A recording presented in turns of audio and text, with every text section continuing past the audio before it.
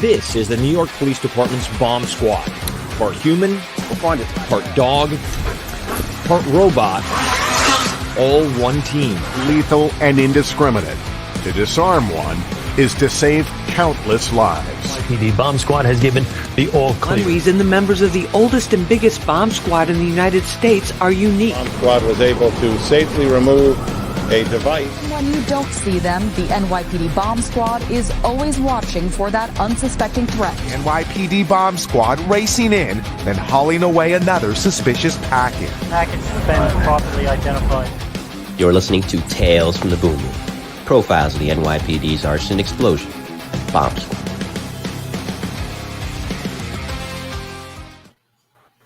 Ta-da! We had some tech problems, but hey, you know, it wouldn't be the Mike the New Haven podcast without me making a complete idiot of myself. So that said, welcome, ladies and gentlemen, to what is episode 187. This is going to be volume 23 of Tales from the Boom Room, profiles of the NYPD's arson, explosion, and bomb squad. If you haven't checked out the previous episode, that was 186, and that it was, of course, with one Richard Esposito. Richard is an author.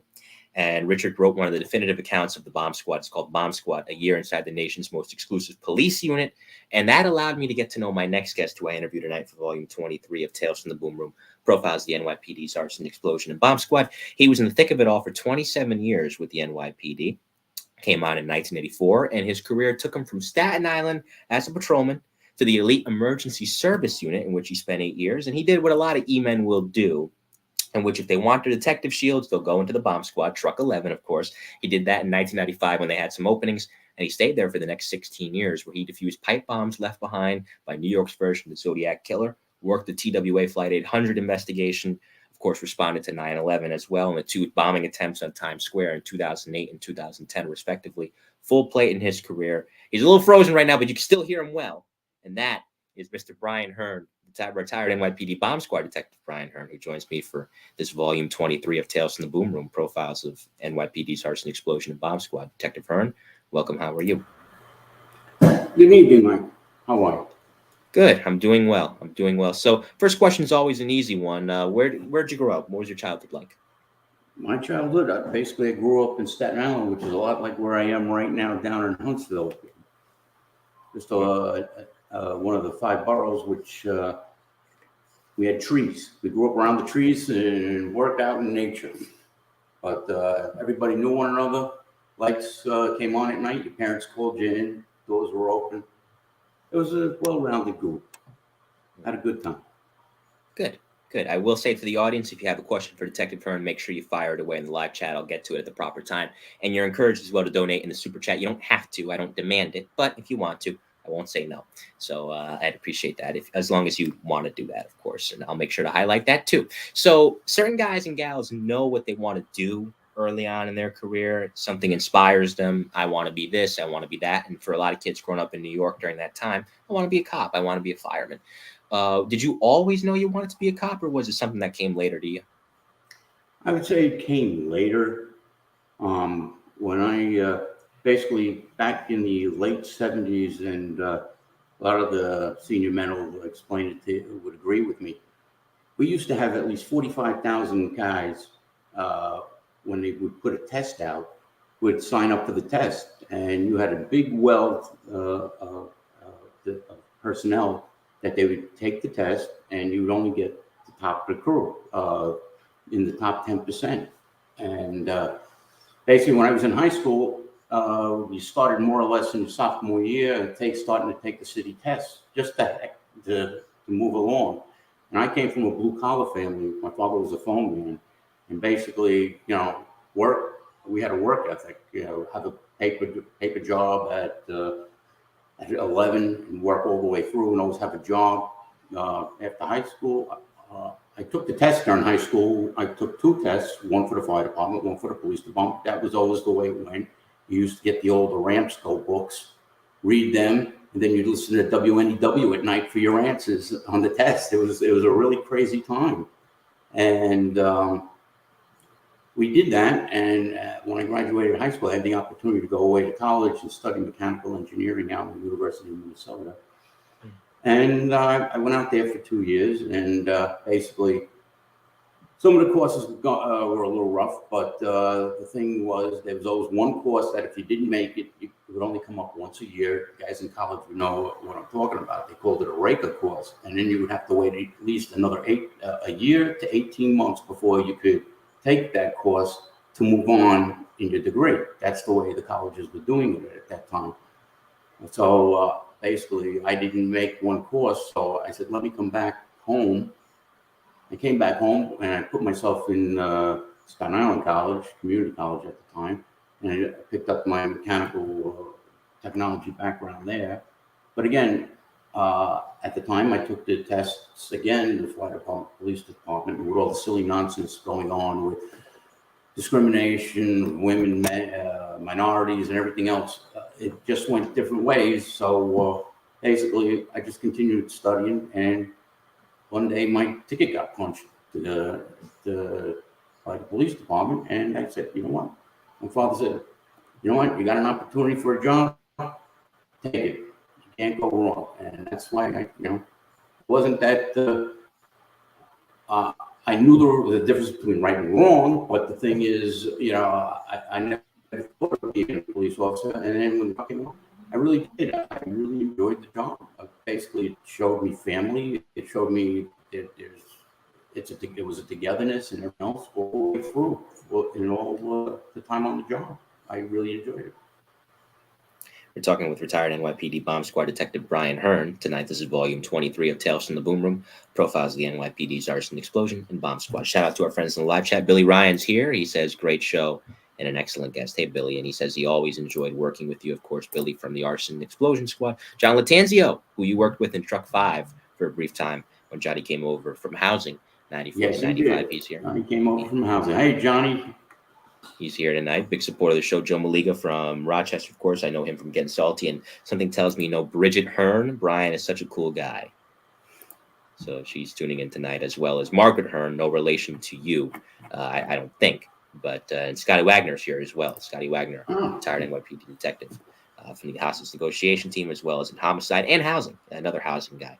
As well. Hey, Scotty, good to see you tuning in. Hope you're feeling good these days. So on patrol from 84 to 87 in Staten Island, a lot of the time, and John and I talked about this when John was on, the joke about Staten Island, and I mentioned this to Carl DeWenzel too, is in the Richmond County Sheriff's Office.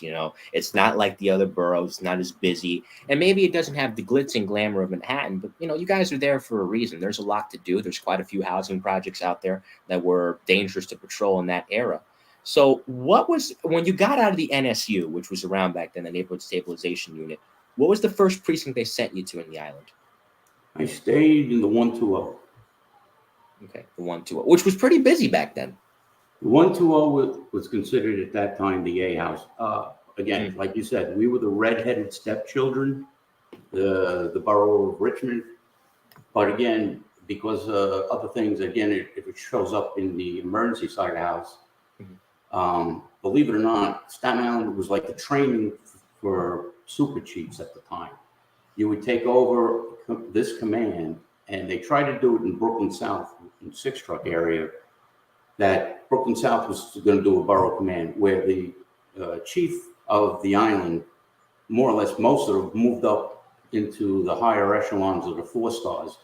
We had Chief Ali, we had Chief Calhoun, we had all these guys coming through. And what they do is they'd hide them out there, and they'd get a feeling that they could run a police department. They had every piece, a section of the police department working on the island under their authorization. They could tell them what to do and what not to do. But again, they get the police commission would give them the okay to do what they were doing. But they got a feel for authority on a smaller scale before they brought them onto the main stage. And that's what Staten Island was.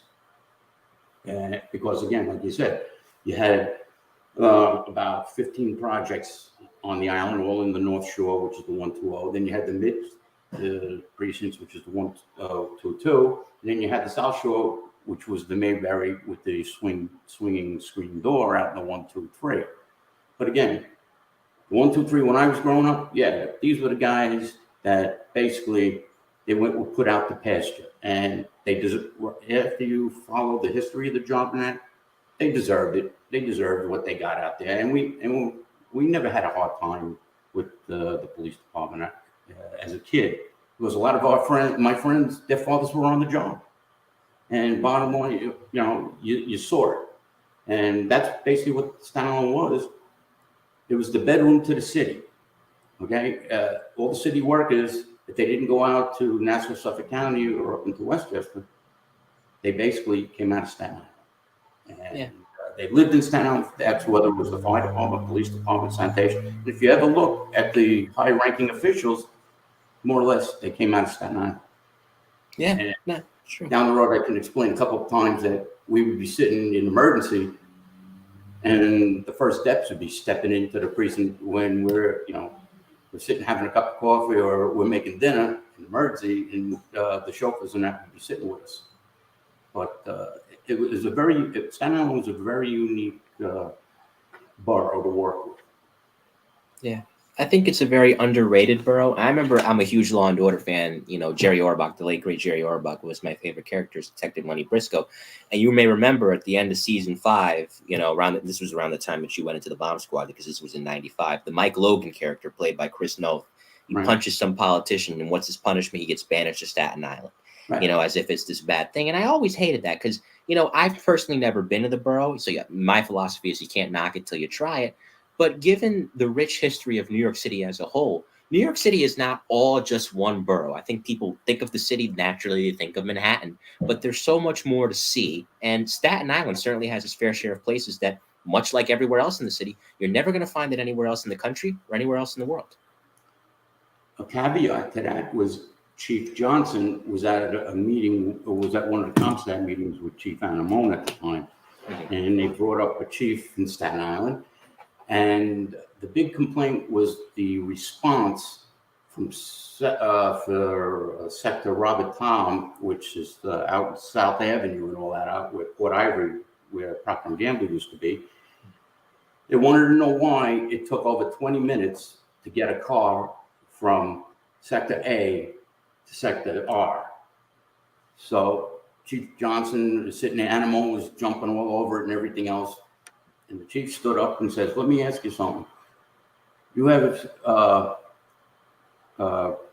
boy 1 in the first precinct, and you got a heavy job up in the 3-5.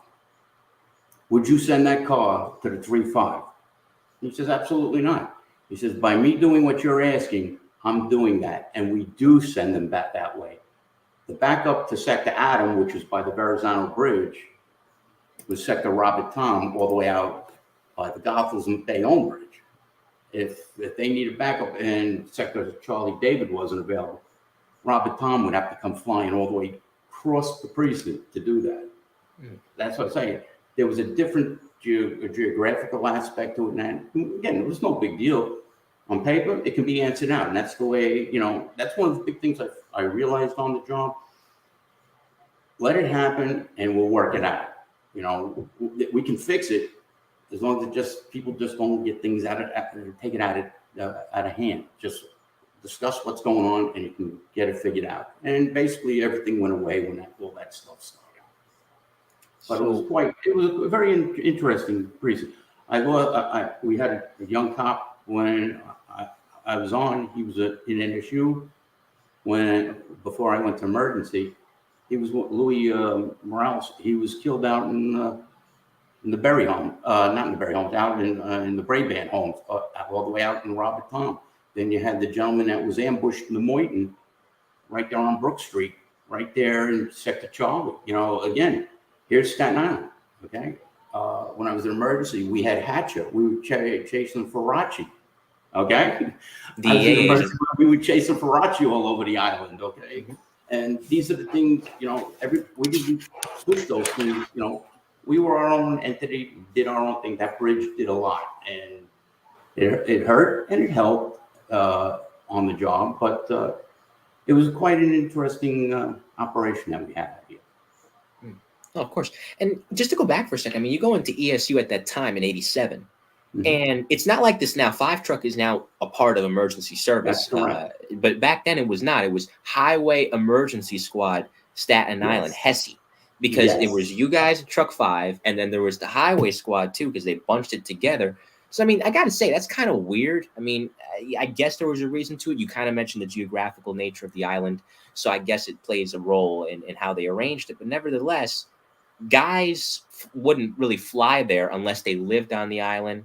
So you would have to bring somebody there if it was a last minute thing, or if they lived on the island, you let them know the night before. So as far as working with personnel and working in an unconventional truck, I mean, did it add to your zeal, if you will, working in a truck that's not like the others just by arrangement alone? Oh, absolutely. Working. If we're moving up to that, working a 5 truck, I gotta say, I work with the best. I can say, and I'm not trying to break the chops of the guys in one truck. Staten Islanders worked in 1 truck. Staten Islanders worked in 6 truck. And when we went to STS, we all have to go to STS, Specialized Training School, Sergeant Casey, and everybody, But again, we wouldn't do Staten Island.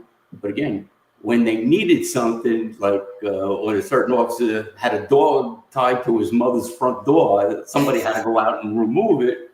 Or in the middle of the night, we had to do a lockout because he locked his keys in the car or his car broke. It didn't bother us because we were all still warm. When we went to the schools and that, we had a lot of laughs about it. And the thing is, I worked with, like I said, my father was a foreman, blue collar guy, showed me a lot of things. And basically, I was more prepared to go in that way because of the things he did. I remember driving on the old phone company digger trucks with him. I'm talking back then, phone company didn't know anything, You pick me up, me and my brother, and we'd be driving on the trucks with the whole line gang. We'd sit there and the line gang would put poles in and show us things like that. That's how fortunate I was. So when I went into emergency, I could relate to these men. These were men, and the things that went on there were some strange things on the job, but they were senior men, but they all did something before that. Again, some of them were carpenters. Their families was one gentleman. He was we used to call him the Swede.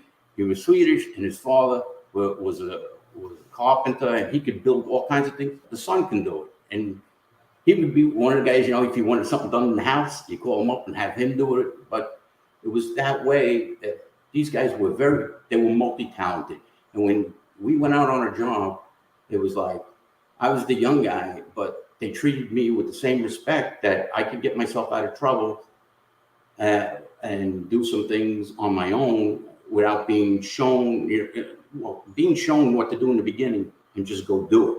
And they'd be comfortable with me doing what I was doing. Whereas other people would come on and they would say, I know how to do it. And that would shut all the senior guys down. The thing is, when you're dealing with senior people, and I would tell it to junior people, listen to them. They're telling you a wealth of information. Even in today's time, listen to your past for your future. That's what you have to do. But we did some crazy things out there, and it was funny just watching the bosses. You show up on the job, and they just sit there and you laugh. The regular bosses with the things that we would do. If it was a pin job, flipping it over, we'd be for the longest time, we just do it ourselves. We throw a chain, snatch block, and a deadman, and just swing it. And it'd be like you hear a big snap. And right in the middle of the street, you see a car do a flip. And it's amazing to watch it. They got these crazy shows showing you this stuff. But we used to just do it with a truck and a tree and just go snap, and that was it. But like I said, I got to say, I work with some of the best. No, of course. I mean, it is the unit that houses the best of the very best, and you don't get into it without giving it your best. A few more shout outs, of course, in the chat. Billy Kennedy, speaking of one truck, he's here tuning in tonight. He's in the chat. Pete Pranzo, retired NYPD lieutenant of street crime fame and an author as well. He's tuning in. Jay Driscoll, hey, Jay. And your daughter, Caitlin, she says, I loved hearing Dad's stories growing up. So glad he gets to share them with more people through your platform. So thank you, Caitlin, for tuning in tonight. Don't put that pressure on me. I'm not that great. The one thing, though, I want to try to correct a little with that Hesse thing. What happened, that again, is that came out in the 70s, where they brought the highway and the emergency units together. And that's where all that came about. And again, you know, like I say, the department has washwomen and everything else. And what happened is when they made that borough concept come together, they had all the specialized units. They had their own street crime. They had their own auto crime. They had their own detectives. They had the property squad, and then they had the person squad. So our person squad was considered the homicide squad. Any death or anything like that, in bodily injuries, was the person squad. Property squad was your robberies and your assaults. So, like you see, you had a small police department, and you bring in these young chiefs or inspectors to be chiefs. They give them the first star and say, okay, sign off, you own all this. When you get moved up, you got to turn this all back over. So if they came through Staten Island, if they showed up on a job, even if they showed up on a bomb job, they would know what's going on, because it's a little more laid back with the emergency guys and the bomb guys, because the bomb squad back in the 80s and the 70s would be out in Staten Island quite often. And that's where I saw them in action. And I always admired them with the way they handled themselves. Sergeant Kelly and his crew, Sergeant Lanigan with his crew. And there was quite a few others. Again, they were professional and everything. You're sitting there going, if anything would happen, an emergency service officer would either go for the gold shield, as you said. But I don't mean to correct it. You either went to Taru, crime scene, or the bomb squad. Because again, not everybody wants to be in a bomb squad, and not everybody, so they'd be in the crime scene, Taru, and that would be, and you would see that a lot of the scene, and that's where a lot of the camaraderie is on a major job before 9/11 with the bomb squad and things like that. The camaraderie, because they were all E-men and things like that, and nothing against other officers coming in, because again, you'd see them again work with the so-called E-men.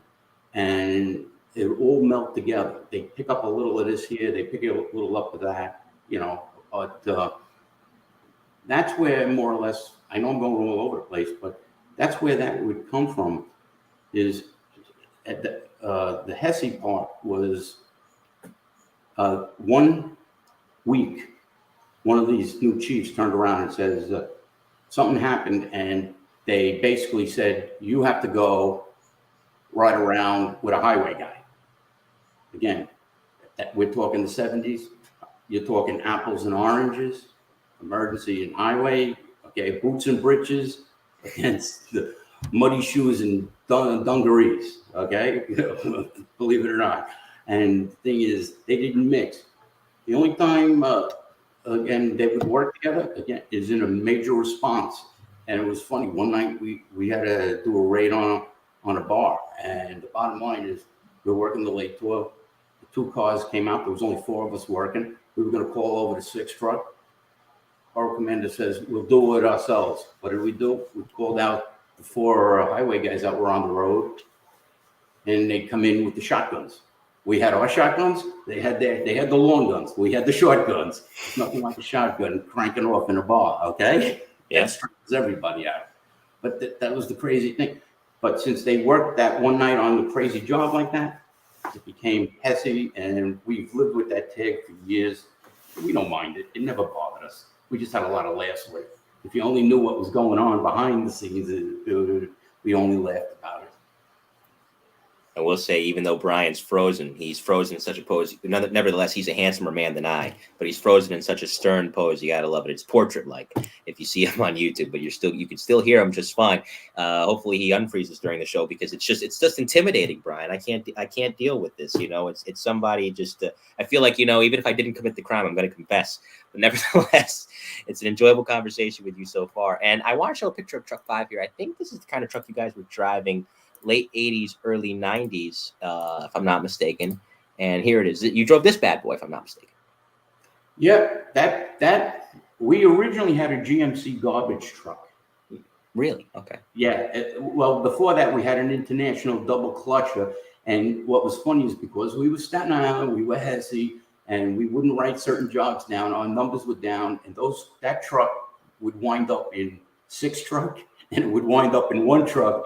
And the joke with them, 1 truck always had the lightning bolt in it, and when they put it in, I believe Mr. Kennedy could vouch for that they would send pictures back and break our chops about how it's at least it's running. But yeah, it was an older truck, and we finally got this puppy, and we couldn't get it in the garage. Right. It's so big. Another gentleman, we're looking at it, we're debating on raising and lowering doors and everything else. The lentils weren't there. Again, typical email looks at it. Let the air out of the tires. Okay, we did it. We brought it in, backed it in. That night, the sergeant comes in at 6 o'clock in the morning. We're doing late doors. And he's like, where's the truck? We open the door. It's in the garage. What do you think? But again, that's the way we worked. Billy Kennedy's in the chat. As I mentioned earlier, he says, nah, to your so yeah. Okay. Well, let's go back for a second, because, getting into ESU, I mean, usually guys do patrol for 5 years. That's the general procedure. Then they get in. Sometimes guys have a hook. Ain't nothing wrong with that. If you can get in, you can get in. Mm-hmm. If you do great work, it doesn't matter. How did you get in 87? Because you had 3 years at the time.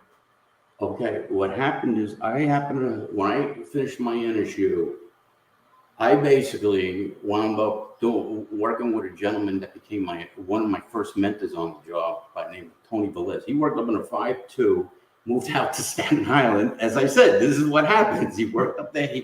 He lived in the Bronx, and he finally moved his whole family out to Staten Island, went out to Travis.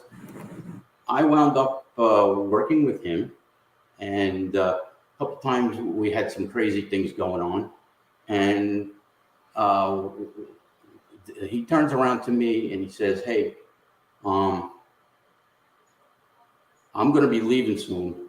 Again, is there something that you might like to do or something like that? I said, Tony, where you going? He says, I'm retiring. I said, well, I'll stay on patrol. And he says, no, you're a good guy. You had my back. You did things, you did everything right. There's nothing wrong. And he says, I want to do something for you. I said, okay. He goes, I said, I'd like to try emergency service. He says, you want to go to emergency service? I said, yeah. He says, why would you want to go to emergency service? I said, because I'm good with my hands and I can think on my feet. How about that? He goes, all right, okay. This is what you're going to do. Now, I don't know the protocol about the job, but I was told to do certain things certain ways, and I'll listen to somebody that knows more about it than me. So he says, write a 49 to the captain, Bob Wallace, who was Chief Wallace and the chief of these. It all comes around later on in years. But I said, I respectfully request to be considered for an opportunity for an emergency service in Staten Island, because there was openings in the personnel thing. And so I put this 49 together like that. I sent it forward. I told Tony I did it. He says, okay, no problem. In my mailbox, 2 weeks later, I get a thing back from him, and it says, Officer Hearn, on this date, at this time, go down to 5 trucks, see Lieutenant Clark, and go for your interview. And I just looked down. I said, wow. I went back to thank Tony. And so the day I go down there, I go down to the borough. It's back in the borough in the 122, and all hell's breaking loose in the place. All hell's breaking loose. Nobody knows. Here I come, in full uniform. I got to go in. I got to go see the lieutenant of emergency service, Jeremiah Clark. Phenomenal man, great guy. And his son Joe was on the job. Another guy. He became a detective, and I believe became a sergeant. Good person, good people, Clarks.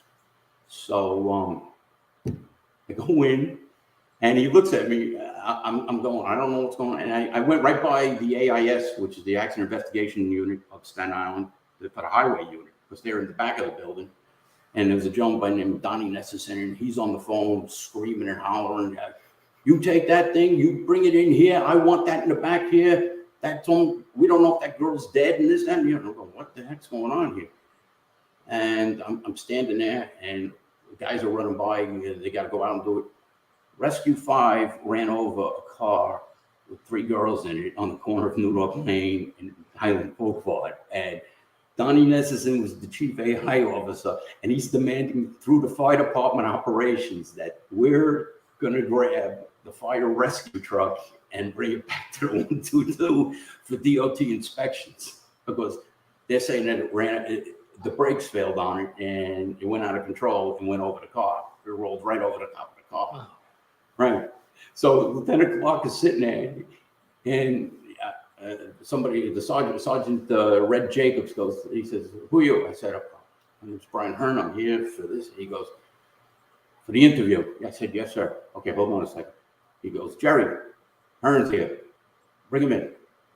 You want to come on the job?" "Yeah." "Okay, come in on Monday. Have a good day. Go back." Swear to God, that's how that happened. He was pulling his hair. They tried to get the fire truck back, and then everybody submitted who was involved in it. And I was, okay, that's it. And that's how I wound up in fire truck. All right, there you go. I mean, you were probably all nervous, wondering. I know I do this, wondering what you're going to say in an interview, hoping that you frame things right, hoping that you don't look like a goofball. Exactly. It's as easy as that. Hey, welcome. All right, Monday report. That's why I said that when the young guys come on, you got to just you can break their chops. You got to feel them out a little and see what you can take, because it is what it is. And yeah, you can't do anything about it. But yeah, and from that point on, I wound up in a great team, and a guy by the name of Bob McGill and John Kajorski and Sergeant Red Jacobs. They were phenomenal people. They were real mentors. When we went on jobs, we just sit there and it was like magic. These guys could do anything. These guys, and then the rest of the crew. I had one guy though. I wasn't in school yet. We had a jumper on a bridge, and he gives me a belt, and he gives me the Marcy belt, and I said, okay, what do I do? He says, wrap around the thing. You're gonna go over the side. You're gonna go talk to the guy. I said, okay, fine. The secondary truck pulls up, and he goes to me.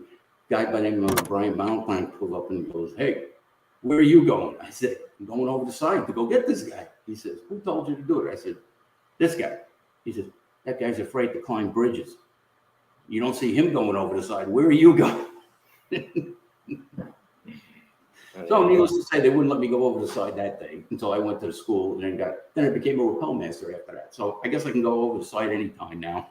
No, of course. And then there's so many, and I'm about to say 5 trucks are right by the Verrazano. So a lot of the time when you get an EDP up there, it's 5 truck that ends up going out there to talk them down. And I don't know how you guys do it, but it's funny because I was talking to Ronnie Wasson last year. He was on back in October. And after a while, I guess in a weird sense, even though you're not up there for a good reason, somebody's in crisis. Mm-hmm. The view is beautiful because he was telling me he was on the George Washington one day trying to talk somebody down. And they were up there for 4 hours with this guy. And eventually, successfully, they did get him down. Thankfully, he did not jump, and we're grateful for that. But after a while, I guess in between this exhausting job that I think was taking place during the summertime, mind you, so it's even worse because it's hot, he looks around. He's like, "Man, this is beautiful up here." So I guess in a sense, you can gain an appreciation for New York City from that vantage point. Because think about it, E-Men, you guys see the city like nobody else does. Well, like STS sends you got to do the bridge climb on the Brooklyn Bridge. I got a couple of photos of that with the late Pete McMullen, Sergeant McMullen, and the 2 of us sitting there laughing and that. But as I was packing up to come down here, I went through all my stuff, and I found when I was the rappel master, I ran 3 exercises on top of the VZ Bridge, and I have one of the guys standing there with a club. Like you said, it's the biggest water trap out there. He took a shot with a golf club off the top of the VZ Bridge. That's the type of guys we are, okay? You got to have stone somewhere. Did you scream down 4 before you did? That's it. That's there it. You go. There you go. Just let him know. It was a beautiful day. You saw the curvature of the earth and everything else. It was very nice. Well, listen, you guys it's only fair because think about all the airmail you guys got as cops. If you can return the favor a little bit, I'm just saying there's nothing wrong with that. We were very fortunate, like I said. How I always look at the job, and you can look at it either whether you're a patrol officer, emergency officer, or captain, chief, or anything. We were always, if you really want to say, the garbage men for society. Okay? In emergency, you saw it more because from 4 o'clock on a Friday to 9 o'clock on a Monday, and let no emergency man deny this, there was nobody going out on anything crazy unless it was through 9/11, and it was always done on our doorstep. I mean, we had some crazy things going on, and like we get called one night that there's a house flooding, and these people are trapped in a house, and the water's flooding, and this, that, and the other. Okay, we go up to the location, and what it was, they just dug a water trench for sewers, but the water line to the house broke, and it was hitting the front door. And these people, they were from another country, and they basically were crying on the phone that the house was flooding. So again, Bobby and I, he tells me, take 2 sledgehammers, wrap them together, bend the copper tube, and shut up the water off. We did that, and that's what I'm saying. But this would happen like on a Saturday at 4 o'clock in the afternoon. Who you calling to do this in the city of New York at 4 o'clock on a Saturday afternoon or a Sunday morning? Okay, this is the thing. We picked up everything, and those guys across the board, you got to give them kudos because they never turned the job down. No. In New York City, you can never do that with ESU. I mean, ESU, if ESU can't do it, at least for the police department, then who else are you going to call? That's what it ultimately boils down to. Before we continue real quick, because I really want the audience, they can hear you just fine, but I want them to be able to see you real quick. If you don't mind, just exit the stream real quick and come back in. That way, hopefully, you know, when you come back in, you're unfrozen. I'll hold the fort down real quick. You How do I exit this puppy? It's going to say leave. Yeah, it says leave studio on the bottom. Leave the studio and then just enter right back in. You don't have to there you go. Because I want you guys to be able to see him. That way, you know, you don't miss his expressions and things like that. That way the stream feels more complete. But thank you guys for tuning in tonight. I see Brian's family's here. Guys, thank you so much for watching. I really hope I'm doing a good job interviewing your dad and your husband. You know, don't want to be asking him the wrong questions. So hopefully I am not sucking. And to all the E-Man and the Bomb Squad guys tuning in tonight, thank you again for watching. I always appreciate it. This is volume 23 of Tales from the Boom Room, Profiles of the NYPD's Arson, Explosion, and Bomb Squad. Brian had a heck of a career, as we discussed tonight. We haven't even touched on his Bomb Squad years yet. We're about to. Bridget, Mikey's not technologically advanced. That's okay. That's fine. I'm not a whiz kid with this stuff either. Believe me, Bridget. But, you know, it's 8 years in emergency service, very eventful. Responded to the 1993 World Trade Center bombing, as well as he was telling me about off the air. So I'm going to get into that with him when he comes back. And then 1995 is when he went to the Bomb Squad. We'll touch on that. And that kicked off 16 very, very, very interesting years, including one story in 1996 that I had never heard before, but I'm going to hear now. So we're just going to wait for Brian to come back in momentarily, hopefully unfrozen, because we do certainly want to hear him dissect what was a very notable career in one of the more prolific units, not just in the NYPD, but pretty much in any police department in the world. Think about it. What other bomb squad, maybe besides Israel and Ireland, is as busy as the NYPD's bomb squad? And they don't have a large squad either. Emergency service, for context, has about almost 400 cops in it, about 350 to 400 cops in it. So it's a little larger. The bomb squad has somewhere between 30 and 40. So it's a very tight-knit unit with great men and women through the years, too. Women have been in the bomb squad as well that do great work. So we're going to wait for Brian to come back in. And, you know, so click that link in that email. I'm going to text him now, because we're waiting for him to come on back, because we took a little break here. And hopefully he'll be here momentarily. But we'll sort it out. Like I said, it's just that he was frozen. Peter Franzo, another solid show tonight, Mike. Thank you. Thank you. We're working around some tech problems. Because first, I mean, if you missed the first stream, I hope you did, because it was terrible. And it wasn't his fault. It was mine, because there was double echoes going on and feedback, and it was nuts. But we had to restart everything again. So what's the old saying? There's no business like show business. So we'll wait for Brian to come back in short order here. But this will be a very, very good show as we continue in just a moment. I'm going to call him now. So give me one moment, folks. This is live podcasting at its finest. So we'll work around this. Hey, just click the link I sent previously in your email and come back in. People are loving you so far. This is live podcasting at its finest. Yeah, I'll hang up. I'll see you in a bit. So We'll be back with Brian momentarily. If you have any questions, like I said, submit it along, and I'll make sure that I get to it. So, I fly by the seat of my pants with this show. As you guys, if you follow the show, you know that. And I'm sweating because of that reason, not because it's hot, but because I often fly by the seat of my pants. It's very easy for me to make myself look like an idiot. The better you get to know me, for those of you that may be new to the show, the easier it will be to see that. Don't let the suit and tie fool you. But Brian's great. So we'll wait for Brian to come back in short order, and he will sign in momentarily with the StreamYard link. We'll wait for him to reappear and continue. Did I do the wrong thing? I'm starting to think, should I have asked him to sign out and come back in? Because as long as we could hear him, hey, it was fine. But I don't know. Absolutely one great guest. Brian has awesome stories. I agree, John. John, of course, was on for episode 167 of the E-Men inside the NYPD's Emergency Service Unit. And that was a great volume with him. Volume 11, he almost made me cry, when he was talking about a very touching story regarding Ground Zero. So Mark Mulitz is here, retired NYPD sergeant. Always do a great job. Thank you, Mark. I appreciate it. And Brian is back, so we'll wait for Brian to come back in momentarily. Having trouble seeing him. Hopefully he can get connected. But his mic. Brian, if you can hear me, your mic and your camera are off. And then I'll put you back in. Yeah, man. I'm seeing that now, Bridget. Wrong. We're working on it. I promise, but definitely wrong move asking him to clock out. My bad. It was a gamble. It wasn't a good gamble on my part. I lost on that one. Definitely lost on that one. So sorry about that, folks. So proud of my son-in-law. She says, Ann Bogdanovich. I hope I'm pronouncing that right. Bogdanowicz or Bogdanovich. It's okay. You're doing great. Well, I'm spitballing. Scott Wagner, of course, detective in Spanish Harlem from the 2-3 and the 2-6, as well as hostage negotiation team. I'm going to have Scotty on the show sometime in the summertime to relive his time in HNT and hear his stories about that unit, and be on the lookout for that. So this is one hell of a Friday night. I don't know what's making me sweat more, what's going to make me sweat more, this situation or the Rangers game 2, which is about to start in short order.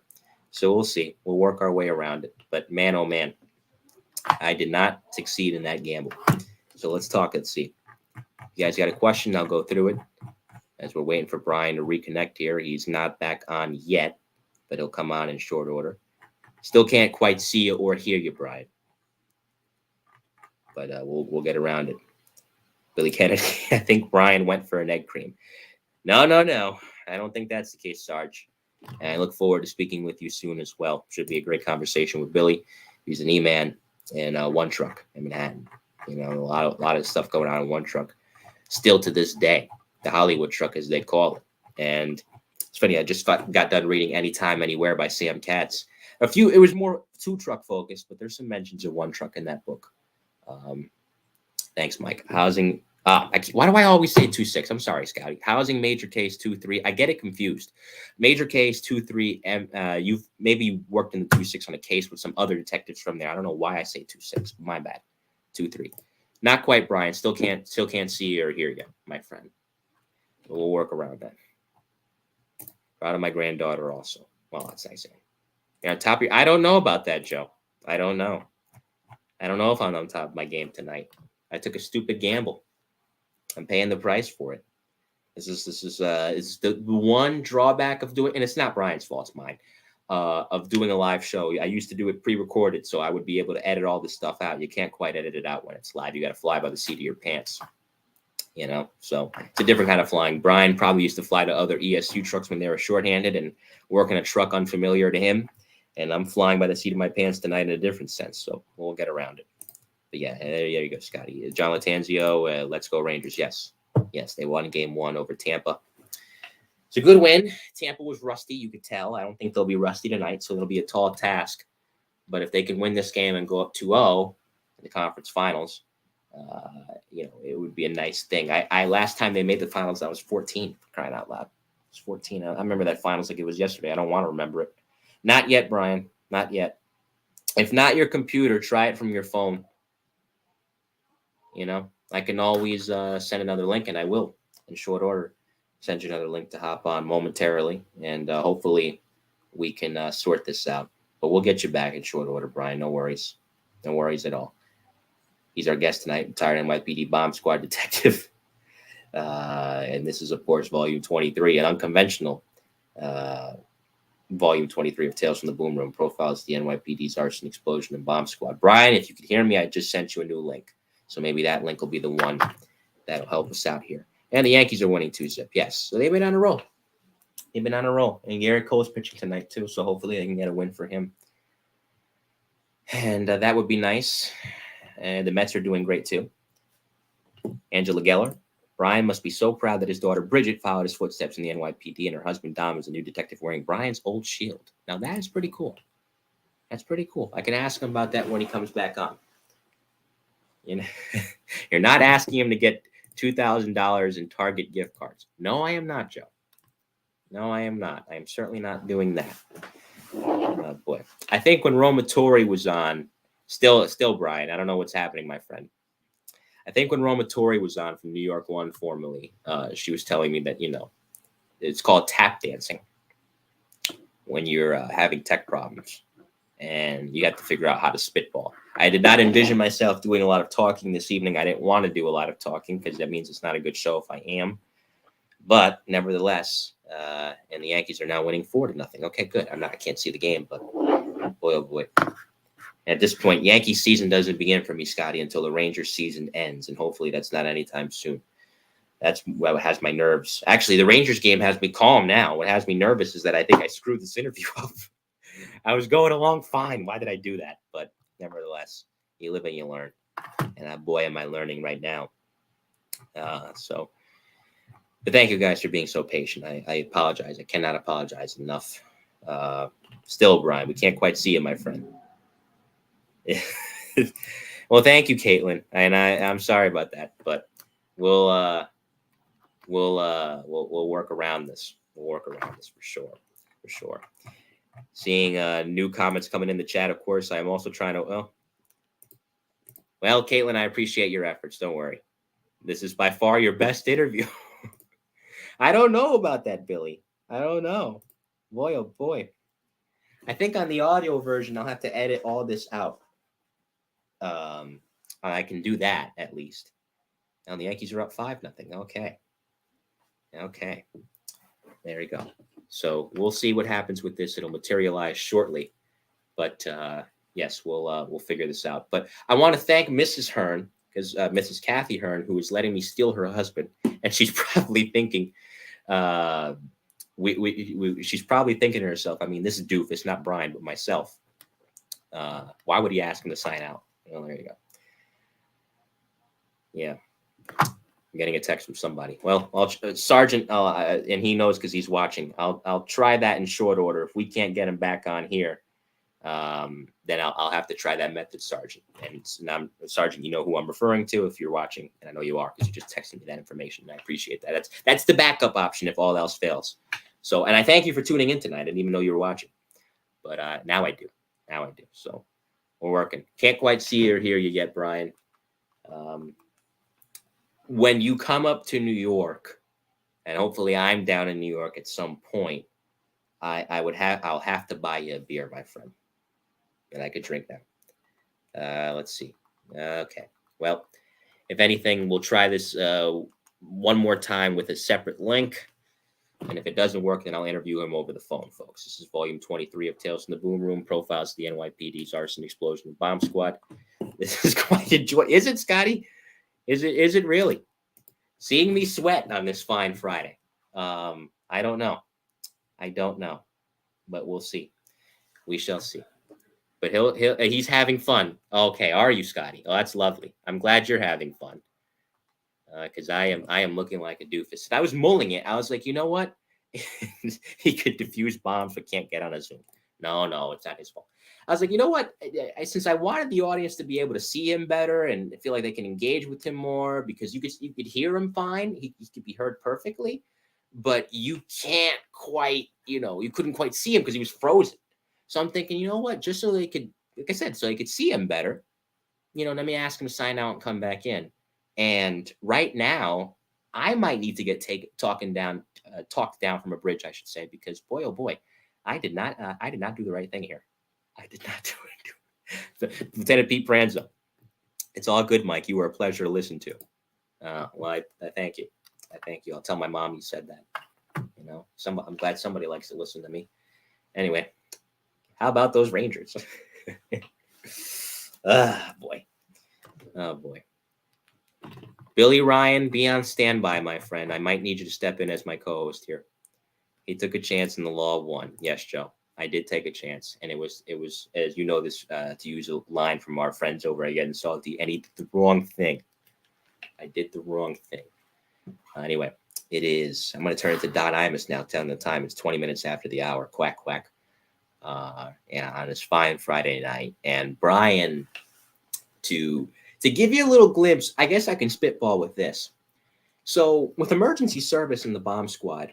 One of the things that you'll notice, the bomb squad, I thought they were part of special operations. They're not. They're part of the detective bureau.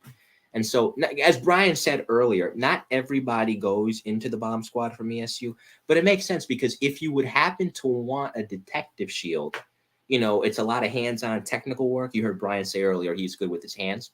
So it's a lot of hands-on technical work in ESU, and it's a lot of hands-on technical work in the bomb squad, of course, once you get certified and once you learn what you have to learn. And, well, you know, that's ultimately what it comes down to for a lot of guys going in there. And if you follow Tales from the Boom Room, you've heard Paul Perricone talk about that. You've heard Paul Yerkou talk about that. Richie Teamsma talk about that as well. Kevin Barry talk about that. So it is an interesting transition to Mike Garcia as well. He'll be on the show in July. He did that as well. So very interesting. Still can't see you quite yet, Brian. Joe, his daughter is helping. Still can't see you, Brian, and can't hear you. Sweating is okay, Mike. Used to that on all my trips down. Jesus. Billy, you're gonna have to bail me out if you're still watching. While we wait for Brian to come back, we'll get you that StreamYard link in a short order, Billy, because I'm gonna need somebody to help me out here, if you can. So. And Bill Ryan, I'm referring to, of course, the Arson Explosion Squad, as I am watching Tampa Bay just score on a power play because the Rangers took a stupid penalty, so they're down 1-0. The night is off to a roaring start. So Billy, I just emailed you the link. Brian, I still can't see you, so I might call you up and I might interview you over the phone in short order. If not your computer, Brian, try it on the phone. If anything. This is a wonderful occasion, I tell you. Rangers are losing. I made a bad mistake with the interview. This is why they don't pay me the big bucks. The reason why the bomb squad is in the detective bureau is because they're investigators first. Yeah, that's true. That's a good point, Scott.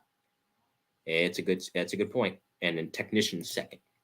But they don't actually go and investigate. You know, not that they're incapable of investigating. They can definitely go out there and do investigations, but I think they in the old days, not now, they used to hand it off to the Arson Explosion Squad because ultimately what they would do is, the bomb squad doesn't have time to do these investigations because it ultimately takes the bomb technician out of the city.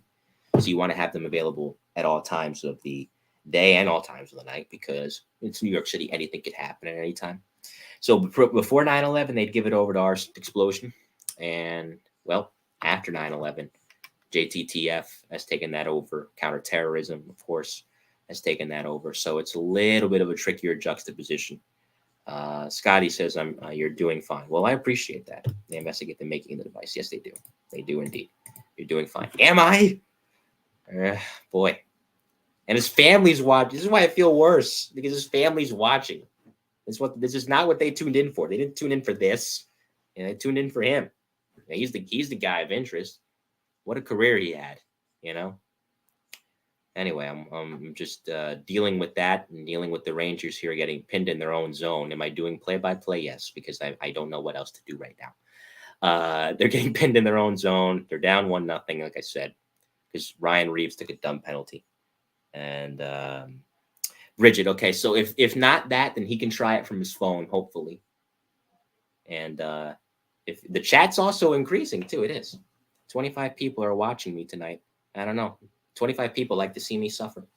I am in Spain right now, but the S is silent, my friends. Let me tell you, it is an interesting dynamic. And thank you, Bridget. And I apologize once again. I can't apologize enough for this not debacle. I wouldn't call it a debacle, but definitely this tricky position we find ourselves in.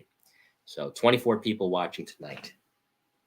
For those of you new to the show, is this how I got to 1,000 subscribers? Not quite, but we manage what we can manage. We control what we can control here. Boy, oh boy. I got greedy. There's the lesson. Don't get greedy. Oh, no problem. He's back. I am no longer feeling like an idiot. Welcome back. Mike, I am so sorry, man. I can't figure this one out. No, it's all right. It's all right. You know, it's all good. We managed it. You're back on your phone. They can see you. I spitballed. I learned the art of I guess tap dancing, as Romatori, my friend from New York One, refers to it as, because boy, did I have to do that here. This Scotty Wagner says this show will go down as a classic. Thank you to the Hearn family for negotiating that. So now we can see you. And I guess now, as we're coming up on the hour mark, we can get into the bomb, because we'll do longer than what we normally do tonight, because I do not want to shortchange talking about your career. You had gone down to the 93 Trade Center bombing the first time as an E-man. It was all hands on deck. They had to assist with the evacuation aspect of the towers. But you said something earlier that I want to go back to. You said you would see the bomb squad on Staten Island a lot. And I'm curious, you know, why were they out there? And we have a co-host tonight that's joining me live from his car. And that is, joining me is Bill Ryan from the Arson Explosion Squad. Thank you, Billy. We're good now, but you can stick around, my friend. I was wondering why we weren't seeing that handsome. How are you, handsome devil? I'm doing good. How are you? You know, I'm getting grayer, getting fatter, but I'm still good, brother. Still good. Yeah, right? Hey, Mike, just to let you know, this guy here, we had a crazy case together, and maybe he'll explain it to you one day. Mr. Ulster.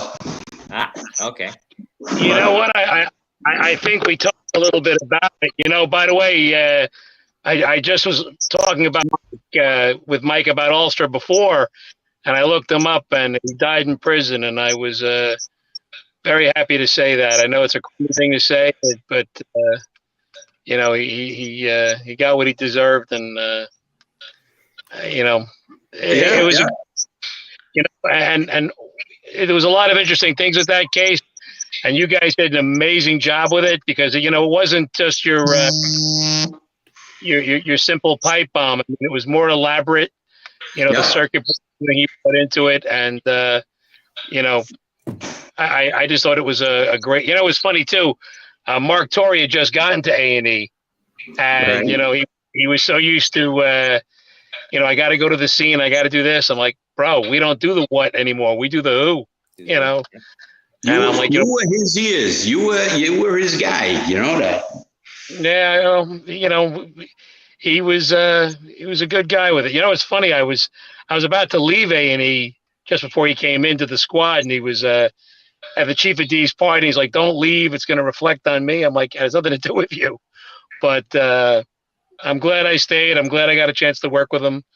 You know, he's a good guy, and you know, that was a great case. You know, and unfortunately, the cop who was the victim in that case, you know, she ended up leaving the job because, you know, he came back and I'm sure you knew he put hoax devices in through the guy he met in prison, and tried to change the narrative that the husband was the bad guy in it. But, you know, that bastard really ruined those people's lives. And, you know, you want another caveat on that?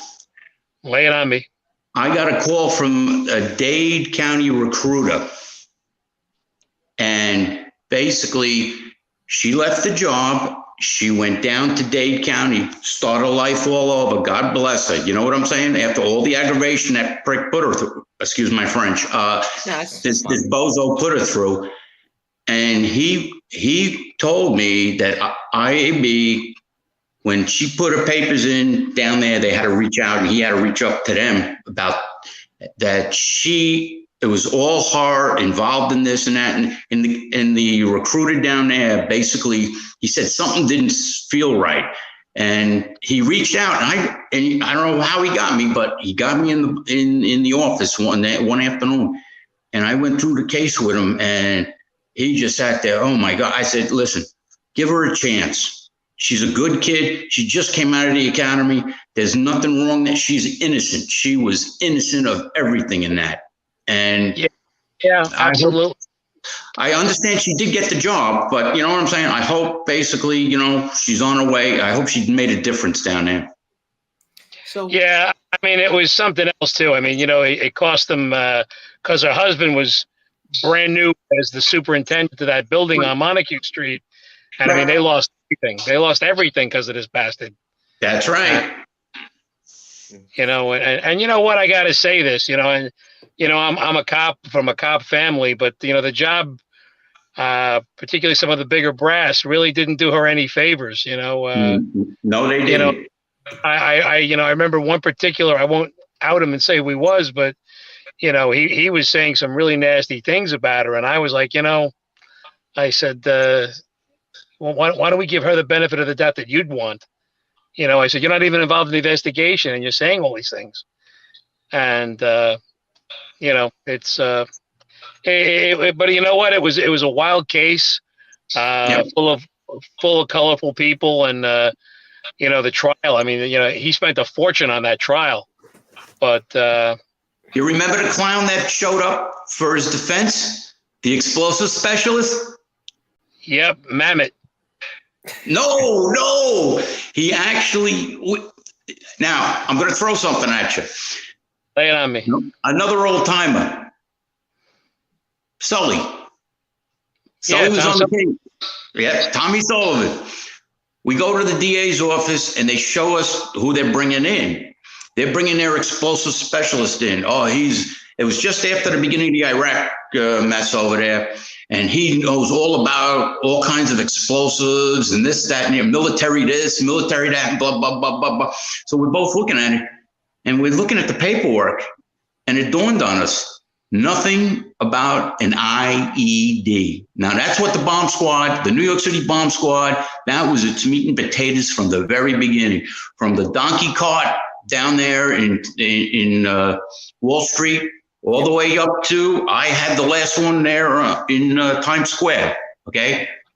Some sort of pipe bomb, okay? The bottom line is, the thing, they brought this guy in and we said he didn't know anything about an IED. So what's his name? Petrosini, who was related to the Petrosini at that time, when they had to interview him to see if he'd be a good witness, he turned around and he says, explain to me what an IED is. And he's like, he started explaining something and we explained it. Tommy and I, we explained to him what an IED is. Improvised, it could be made up of anything from a pen to a hand grenade, a military one. If you adjust it and do anything, it's an IED. It's improvised. And he wouldn't use certain terms. He stayed away from them all. And again, we always said you could show up with the big book with all the words in it. If you go into the middle of the page, you can never explain it. But with this guy, he wasn't able to explain it. And what's her name? Marissa Tomei's uncle was the judge. Remember Judge Tomei? I do. He was a tight one. This guy would open his mouth in the middle of court, just bark stuff out like a canary, and he'd tell Mr. Holster, keep your mouth shut and things like that. And he's listening to us. Tommy and I, we both had to testify what an IED was, and we did it to a T. This guy sits on the stand. Judge turns around and says, "You're not a witness." He threw him out. He didn't take him as the witness, and he paid big bucks for this guy. Yeah. Let me just jump in here real quick, and we're talking with Brian Hearn, and I appreciate Bill Ryan stepping in as the last minute co-host. This is Unconventional Volume 23 of Tales from the Boom Room: Profiles of the NYPD's Arson, Explosion, Bomb Squad. Brian, Billy helped me start this miniseries, by the way. He's the big reason why this miniseries took off like it has. So 95 is when you get in. 95 is when you get in there. Summer 95. There's some openings that year. Yeah. Come in. Jeff Obadier comes in as well. Yes. I think Ray Claire came in that year too. He came in a little before. He came in. There was four of us that came together. It was Jeff Obadier. It was Rick Vergara, Jerry Fitzpatrick, and myself. We came in August, and Ray came in around September, October. He came in after us on that one. He was like the fifth one in. So you're coming in during this time. Dennis Mulcahy's there. He'd been there a dozen years. Kevin Barry's there. He'd been there a long time. There's quite a few guys there with experience. You know, this is right during the middle of the 90s. You just had the Trade Center bombing in 93. There'd be more stuff that come in later. So you're an E-man. You got a little bit of experience in technical work. You'd been on the other side of bomb jobs. You go through that probationary period down in Huntsville. Now you get certified. And not a lot of people know this. And Bill, I'm sure you remember this case. New York City had its own version of the Zodiac killer. We think of the Zodiac killer. We think of the West Coast scenario out in California. There was one in New York. And when he was caught, I think Joe Herbert, the great chief, negotiated his surrender. But when he surrendered, he said, "We have pipe bombs in the apartment." So this was a certain Brian Hearn's first bomb job. Why don't you tell us about that? Okay, that one was quite unique. I again, like I said, August we came in. My last job in emergency assignment, temporary assignment, I worked on the A-team. And at that time, I come in, I keep my mouth shut, my eyes open. I'm being told I get put into a team of another bunch of phenomenal guys. They were all great guys up there. I worked with Stevie Dodge, Freddie Lang, Keith, and Jimmy Carano, and Sergeant Corky.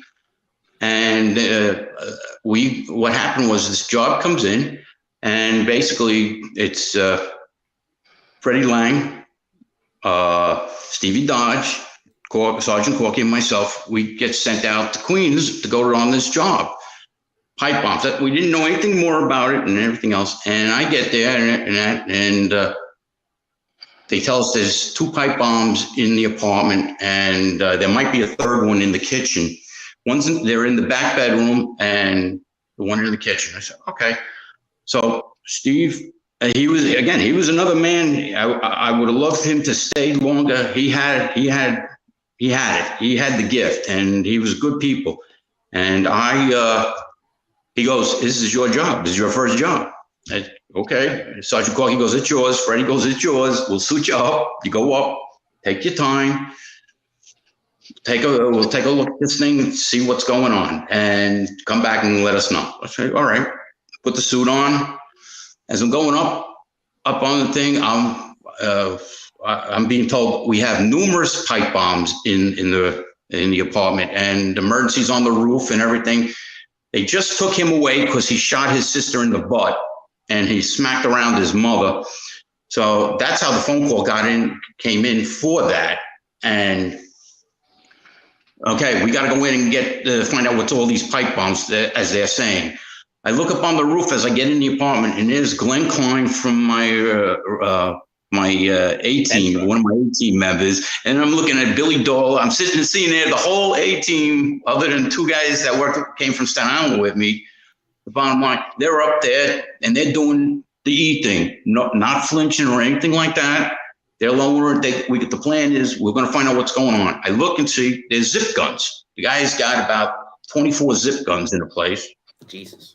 They lowering down a 5-gallon bucket from the roof, and we're going to put the zip guns in. And I remember Glenn Klein, and great guy, pulling it up and waving at him, and he's looking at me in the bomb suit. And then I continue down in the room, and right there at the door, there are 2 pipe bombs canted to the left and right. One with, and I'll never forget it, a blue Bic lighter and a red Bic lighter, one for each one.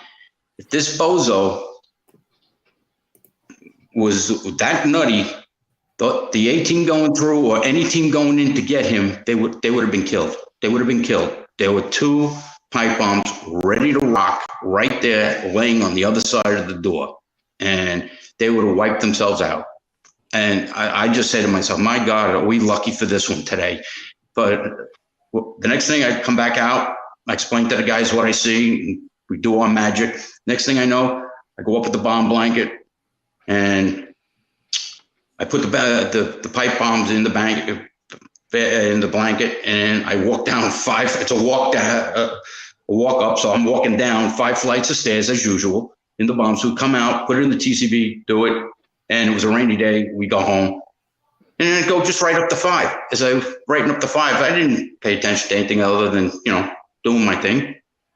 Stevie Dodge comes out and he says, "Hey, you want to talk to somebody?" I said, "Nah, why?" He says, "You got the Zodiac." I said, "What are you talking about?" He turns the TV on that's in the office for news only and that, and sure enough, yeah, today the Zodiac was arrested and this, that, and the other. So I said, "Really? Okay." So I go do that. And the next thing, I got to go to court. And there was a guy out in Queens by the name of Masters. He was a little funny guy, he believed in himself too much. I had to go see him, and I had that whole crew, Herbert's whole crew there, and they're sitting there arguing how they're going to run this case. Is Manhattan going to pick it up because he killed somebody in Manhattan? Is Brooklyn going to pick it up? Bro, who's fighting for it? Masters wanted it all out in Queens. So his assistant's just looking at me, and I said, and he says, "What are you here for?" And I was a Silver Shield. And he goes, I said, "Well, I'm Police Officer Hearn from the bomb squad." And he goes, they all shut up and looked at me. "What are you talking about?" I said, "Well, he had 2 pipe bombs.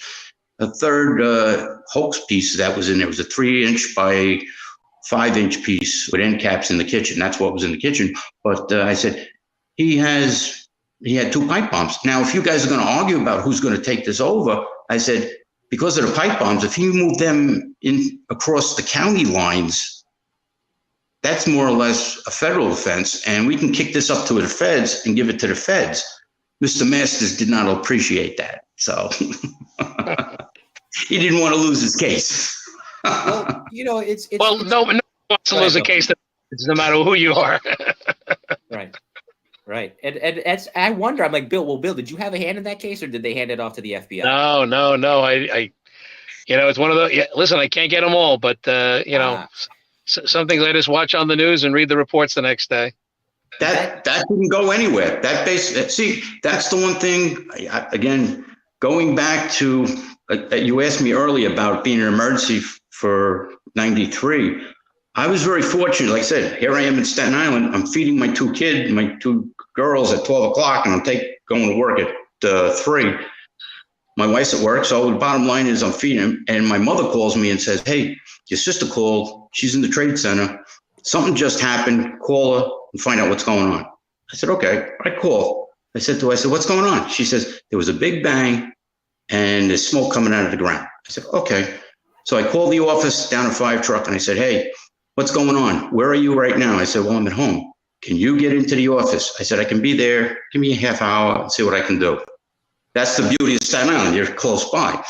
So I get down there and I walk in, and Jeremiah Clark, the lieutenant, goes, "Get your Loracus gear, put it on."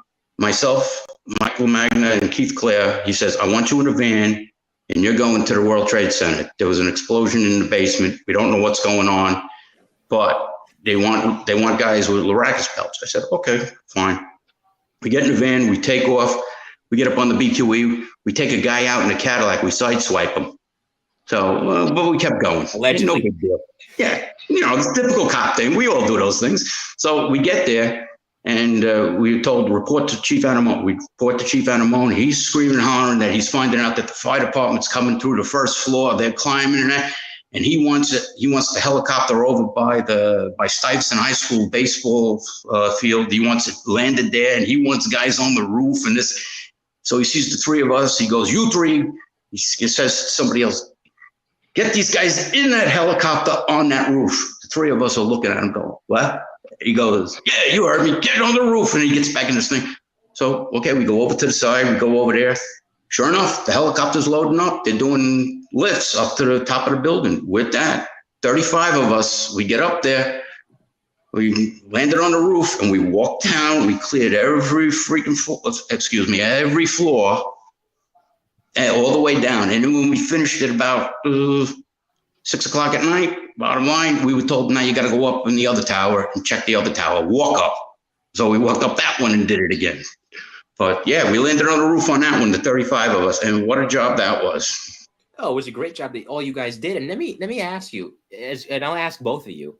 I remember Richie Teamsma telling me, when he was on the show a little while ago, that, "Mike, I felt we would be back at the Trade Center because he went down there as an E-man too in '93, and then a couple months later he went into the bomb squad, Paul Yerkou.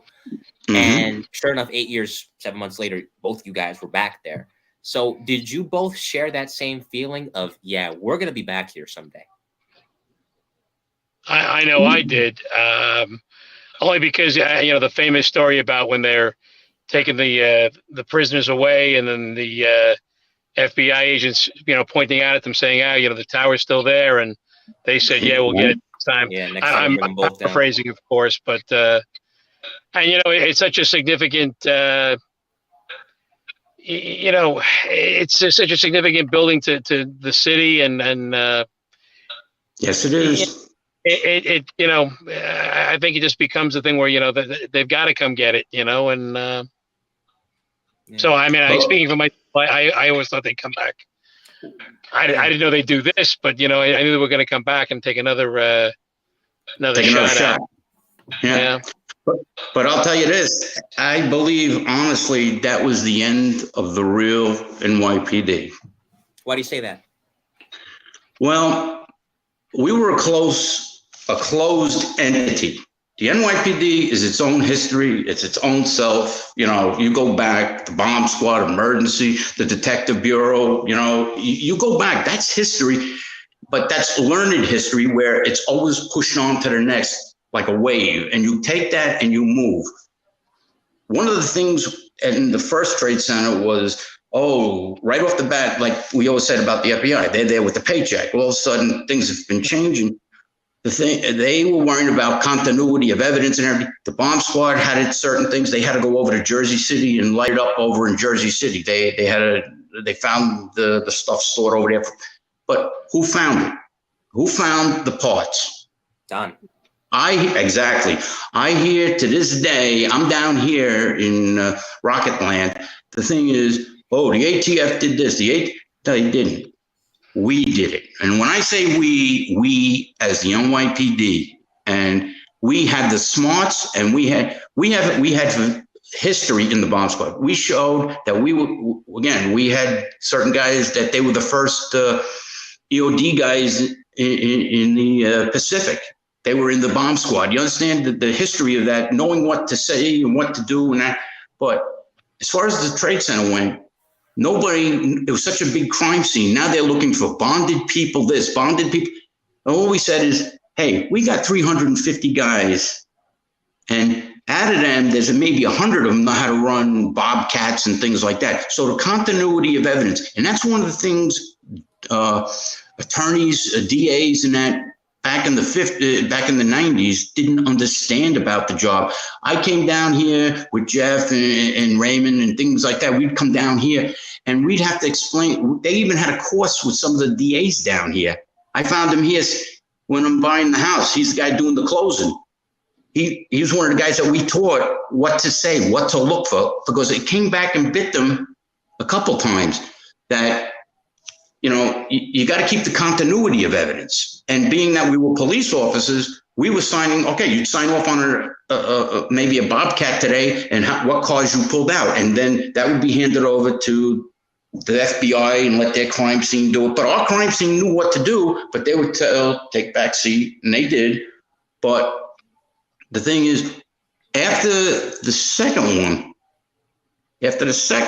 basically, the federal government basically blocked us out of everything. There's a certain word I would like to use, but they blocked us out of everything. And from that day forth, our sweeps, our information basically dried up. And God is my witness, I would say, all those first graders that we had back then that were in Intel or in the homicide squad, and that, they were the best interviewers in the country and possibly in the world, okay? Neary, all those guys, they knew their shit, their stuff. And the thing is, what annoys me is the FBI stalled with all this other stuff and put other people in, and they elevated themselves on the backs of guys that could do it. And what happened is our guys, they should have been offered at least a position with the feds on that case, because they were on the ground running, and they had the people, they had the knowledge of the city and everything else. So here comes the feds in, and they're already behind, say, I'm just going to say like in months and years, they're behind 3 months. Whereas if you left it with us and kept us in the loop, we would have been 3 months ahead of time. Maybe we would have got this guy somewhere else. Okay. It's not just you guys either in the bomb squad. I mean, Billy, how many times have we talked about it in Arson Explosion? The A&E that you came into in 1991 versus the A&E that you left in 2004 versus the A&E of 2022 is not the same. It's not the same. No, it's not. No, it's not. Like I said, that to this day always bothered me. Like I said, I'm looking at it's a sad thing. I look at the roll call of those that are gone. And what they could have done, because they were smart, they were good people, and these guys, they were ignored. This thing could have saved a lot of more people's lives. The kids that went over there, this could have been over faster. But that's something else for another day. That's just anything you want to add to that, Billy? No, I think he said it all. You know, it's a tough thing. You know, I've always had a good working relationship with the feds. You know, I count a lot of them among my friends, but I think Brian has always made some excellent points. And, you know, you got to realize, too, there are certain agents, FBI and ATF agents who will work in New York City every day. But when you have a big incident like this, you know, you've got guys coming in from all over the country, and, you know, it's a different thing. And you know what? I mean, there's always going to be fiefdom fights. You know what I mean? It's,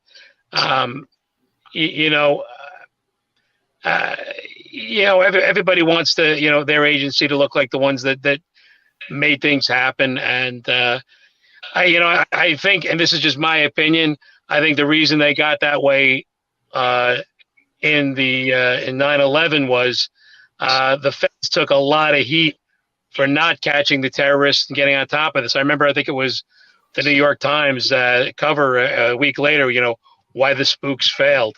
And, you know, there was a lot of criticism of what the federal government and the agents did and did not do to prevent it from happening. So I think some of it was probably a reaction, trying to overcompensate for what was being more or less held up as a failure on their part. And, you know, I just thought it was overcompensating on it. But, you know, we just, you know, you got to realize that, you know, people like myself, Brian, you know, we do this a lot more. You know, we've probably done more scenes and more interviews than most FBI agents are going to do, more ATF agents are going to do. You know, with the volume we do is just incredible. So you get better by. It's true, and you know, and it's not even just 9/11. You know, and I think that's a lot of it. Of course, and it's even before that, because I remember doing a show back in January with Brian. I did it with Yurku, Teamsman, and Sadawi on the letter bombs at the UN back in '97. And Don, as you remember, was the intelligence coordinator, and his frustration was evident then, in which he was talking about, you know, as the intelligence coordinator, they wanted to know more about the letter bombs, obviously, given the fact it was right in their backyard at the UN. And the FBI pretty much shut him out and said, all right, we're close to an arrest, or we might know some of the same stuff that you know about, but we can't tell you. So you get that. You get the Atlantic Avenue job that same year that Paul and Richie had. We'll wait for Bill Ryan to come back in. And, you know, I just feel like, as you said, a lot could have been avoided. So I guess that does, well, before I get to 9/11 itself, by the point that 2000 comes around, you're in the bomb squad at that point for 5 years. Certain guys have left. Eddie Hayes had left the year before. Brian Toohey left in 2000. So now you're kind of moving up in the pecking order. And what I mean by that is now, even though you haven't been there as long as some of the other guys have been in the squad, you know enough to where for the newbies that are coming in to reinforce the ranks, you can train them. So when you get, as Billy's back now, when you get those guys coming into the summer of 2000 and or in 01 as well, Joe Dolan came a year later in June of 01. Just give me a glimpse of what you were telling them as a guy that had a little bit of time in the bomb squad by that point. Well, more or less, you know, you had 5 teams. We had 6 teams. And the bottom line is they were being filled in. You had the senior men in those teams. You know, each team worked a little different. You know, There were guys that could write really well, and you picked a little from him. You go across the whole gambit, and the thing is, you would have to go look for it. That's one of the things in the bomb squad, because it was a crazy thing to, you're doing something. Nobody wanted to be responsible. Right. You understand? Like we said, your 4 men are up, but if you're up today, you're up. If you can't be up when you're supposed to be up, then you don't belong in the unit. That's one thing that was vocal. That was one of the things. You're up, you're up. Now, I don't know if it's changed that much, but if somebody says to me that, okay, I got a cold, all right, the first time's no problem. And, but if you give me at least 3 excuses, nah, that's it. And I'll tell you, everybody would say the same thing. Nobody would walk away. If your time is your time, and you're in the rotation, you're in the rotation. And doing what I did, I wound up with a bunch of young guys. They were great guys. Each one had their own little quirks and that, but we all did it together. And one of the things that I always would get some grief on is because I'd wind up through the lieutenant being in the office, staying again. I could go up to the range on my range day, and I'd be up there in jeans and doing something. And next thing, why aren't you in the office? I said, because it's range day and we want to show something to somebody. The range safety officer is going to set something up. Let's go over, taking our hand grenade apart, do something like that.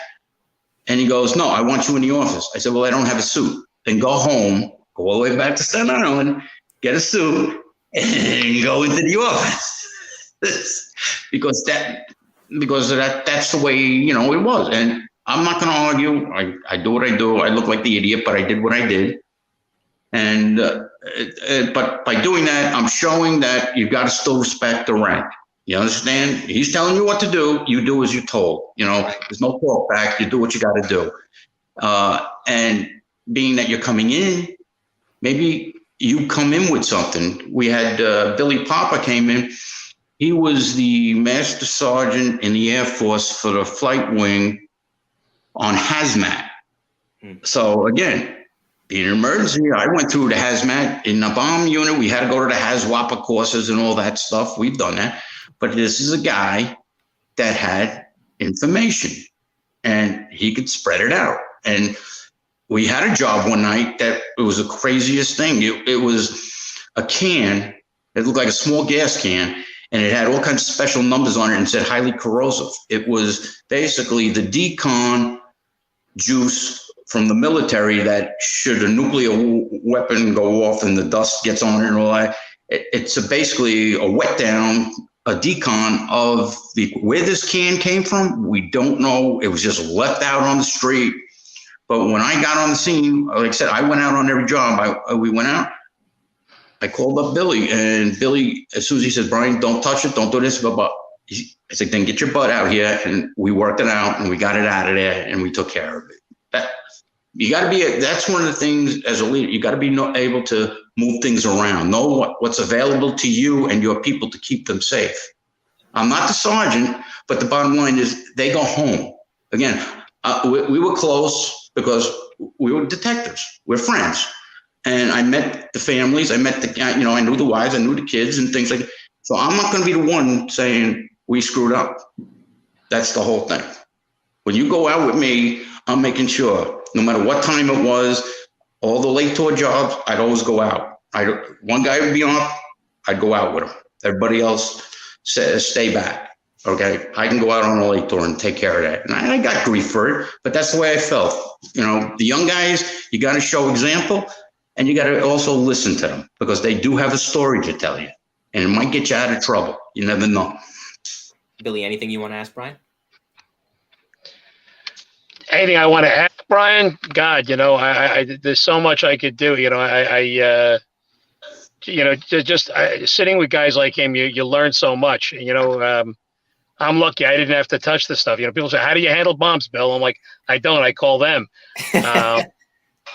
I'm a disciple of Tom Nerney. I do what I do with my pens, but I'm always fascinated at, how these guys are able to come up with so many different bombs. Because you think about, these bombs aren't like the Spy versus Spy, the round ball with the sizzling fuse. As Brian said earlier in the broadcast, with improvised explosive devices, so many different things can be turned into an explosive device, and it's only left to the imagination of the bomb maker. And yet Brian and the rest of the bomb squad, they have to be able to look at this and reason it out and be able to overcome it and diffuse it or make it safe or render it safe, or it's a tough job. And and to do it in that big clunky suit and going up and down stairs. I'm too fat to even put on the suit, but it's an amazing thing what these guys do. I always take my hats off to them. Well, I guess we can get into that morning now, and I'll warn the audience this is a little rough, but it's important to talk about. This is Tales from the Boom Room, Volume 23, featuring my guest co-host Bill Ryan, retired NYPD first grade detective for the Arson Explosion Squad, and retired NYPD Bomb Squad detective Brian Hearn. The office was empty because, Bill, you were with Jerry Sheehan and Jim Carano because Jimmy was getting a Detective of the Month award at Russo's on the Bay. I remember Danny McNally saying it was his day off. Joe Dolan was with Davey Martinez giving a training, ironically, on officer-involved shootings because they had shot the terrorists in Brooklyn in '97. So in the office was Kevin Barry, Michael Mixon, Faith Beiser, and I think that was it. And you were down the street. You were unfortunately kind of Johnny on the spot that morning because you were down the street working an off-duty job. You were in your trailer, and the trailer rocked. And Brian, I'll let you take it from there. Yeah. I was working, believe it or not, as I say, I was cleaning up my stuff. I found the logbook from that day that I was working with Mike Castellano, a former bomb guy, EDC handler from the bomb squad. We were working the company that had the contract to protect the stock exchange. And I was in there at 7 o'clock in the morning, and Mike and I were just, doing our thing, getting ready for checking things coming in. And we're in the trailer, and we hear a lot of commotion going on. And with that, he pokes his head out and he's going, "What the heck is going on here?" And bub. And people, papers are flying around and everything. So we had a radio and we turned it on, and somebody said, there might have been a small plane hit the towers down at the World Trade Center. So with that, I called the office because I'm off duty, and I said, I get Faith Beiser, as a matter of fact, and she's a good girl and that, and good people. And I said, Faith, what's going on down here? She goes, where are you right now? I said, well, I'm working the trailer. And she says, okay. If you can make your way over to Vessian Church, it seems like guys are going to go down and they're going to meet up down there. It looks like it might be a Cessna that went down into the plane, into the building. And I said, oh, all right, okay. And I said, I'm going to put me in the book, and I'm going to start heading over that way as soon as I close up the trailer. Well, the gates came down, people running out of the stock exchange and papers. With that, the building, the trailer rocks again. That's when the second one hits. And you got stuff flying all over. And Mike goes, okay, I'll catch up with you. I'll lock up and do what I got to do, and I'll catch you. Vessian Church? I said, yeah, Vessian Church. So I started off, I walked up Wall Street over to Vesey, and it was just weird, just with all the papers and everything flying, going by the cemetery. But we get to Vesey, and I start walking down, and it was weird. Why I say it was weird, if you ever watch some of these old movies of the Holocaust and all that, and you see the personal property and warehouses and that, Vesey Street had nothing but shoes and pocketbooks. People ran out of their shoes. It was just wall-to-wall shoes and personal stuff just laying there, like people just ran. And I'm like, man, what the heck is going on? And then you start hearing the banging noise going off, and it's like, what the heck is going on? And then you come down a little more. Now you're able to get a view of the building, and you see the damage, and you actually see the people jumping out of the plane, jumping out of the building. And it's like, what the hell is going on here? And I'm walking down, I get to the corner of Vessian Church, and what was funny, there was Claude standing right there with his blue helmet on and his jumpsuit. And I'm looking at him going, what are you doing here? He says, that office, it's a zoo. It's crazy up there. I said, oh, okay, all right. And then on the other corner, as I'm standing there, you're looking at a whole set of landing gear sitting there, and you knew that from Flight 800. So you're sitting, this is a fiasco, and you can smell the fuel and everything else. With that, Danny pops up. He's standing there, and Kevin Barry and Michael Mixon, they dropped the truck right on the corner of Vessian Church. And okay, so we're like, okay, let's put something together, and we're trying to figure out, everybody's trying to interject something in that. So the game plan is, what we're going to do is we're going to go up the stairs, and as we're going up, more guys start popping up. And again, I know Steve Lanos came from the truck, it came flying down, but as we're walking across the street, we get stopped by a couple of people that we knew from the first Trade Center. This is what was crazy. But what happened was Danny, come on, we got to keep going. We got to keep going. So the one guy stops us and he grabs Kevin and I. Kevin's standing there. And again, he's like, we're going to get going. But we talked to this guy to see if we get some information. And he goes, he's from the ATF. And he says, typical cop, black humor. Do you believe this? I lost another car in the garage again. Okay, because what happened in the first one? All the feds lost their cars in the garage. So he says that. He says, I lost another car. Again, the little black humor. But at that time, the boys, they separated and they got up ahead of us. And I'm watching them going up the stairs. Like Kevin goes, come on. So we start going up the stairs and everything else. And then Mike was with Claude and Danny, and they're going off, and then they made a right, and I saw them going through a mezzanine. They disappeared. With that, a body came flying down, and we're standing there, and Kevin, we look up, and we're going, all of a sudden, you heard, it sounded like, if you ever watched the old World War II submarine movies when they shoot depth charges, a very faint banging noise you heard. And it was like, what the heck? You heard like a boom, and you heard it going, and it started going, boom, boom. Looking up, and I'm watching a piece of stainless steel. I'm stopped, looking at a piece of stainless steel come down like a leaf, but a person's going flying right by it. And with that, Kevin's going, the building's coming down, Brian. And I go, oh, God. Now I'm looking where they went, and they went in, and we're not going to make it that way. I came back down the stairs, and I went over to the Catholic Church. I was looking at the FBI federal building there, and knowing from emergency service, the train school, you have manways in the subways. If you go into the manway, the train don't hit you. So I figured if I go in there, the building slides down in front of me, I won't get hit with a piece of concrete or anything.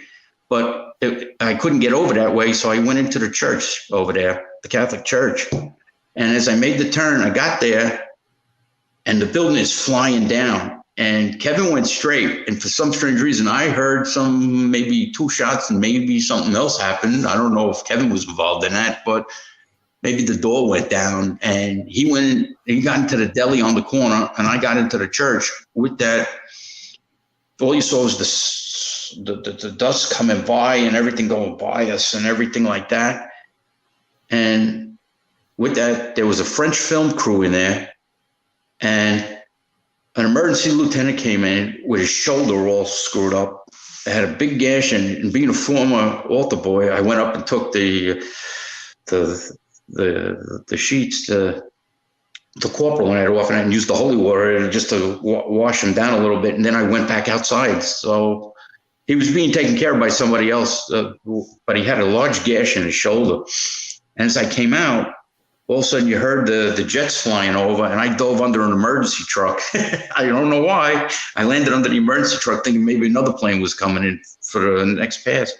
We get up, and all you got is that white dust and everything all over the place. And I'm going, now I know they went up, but you couldn't get up there anymore.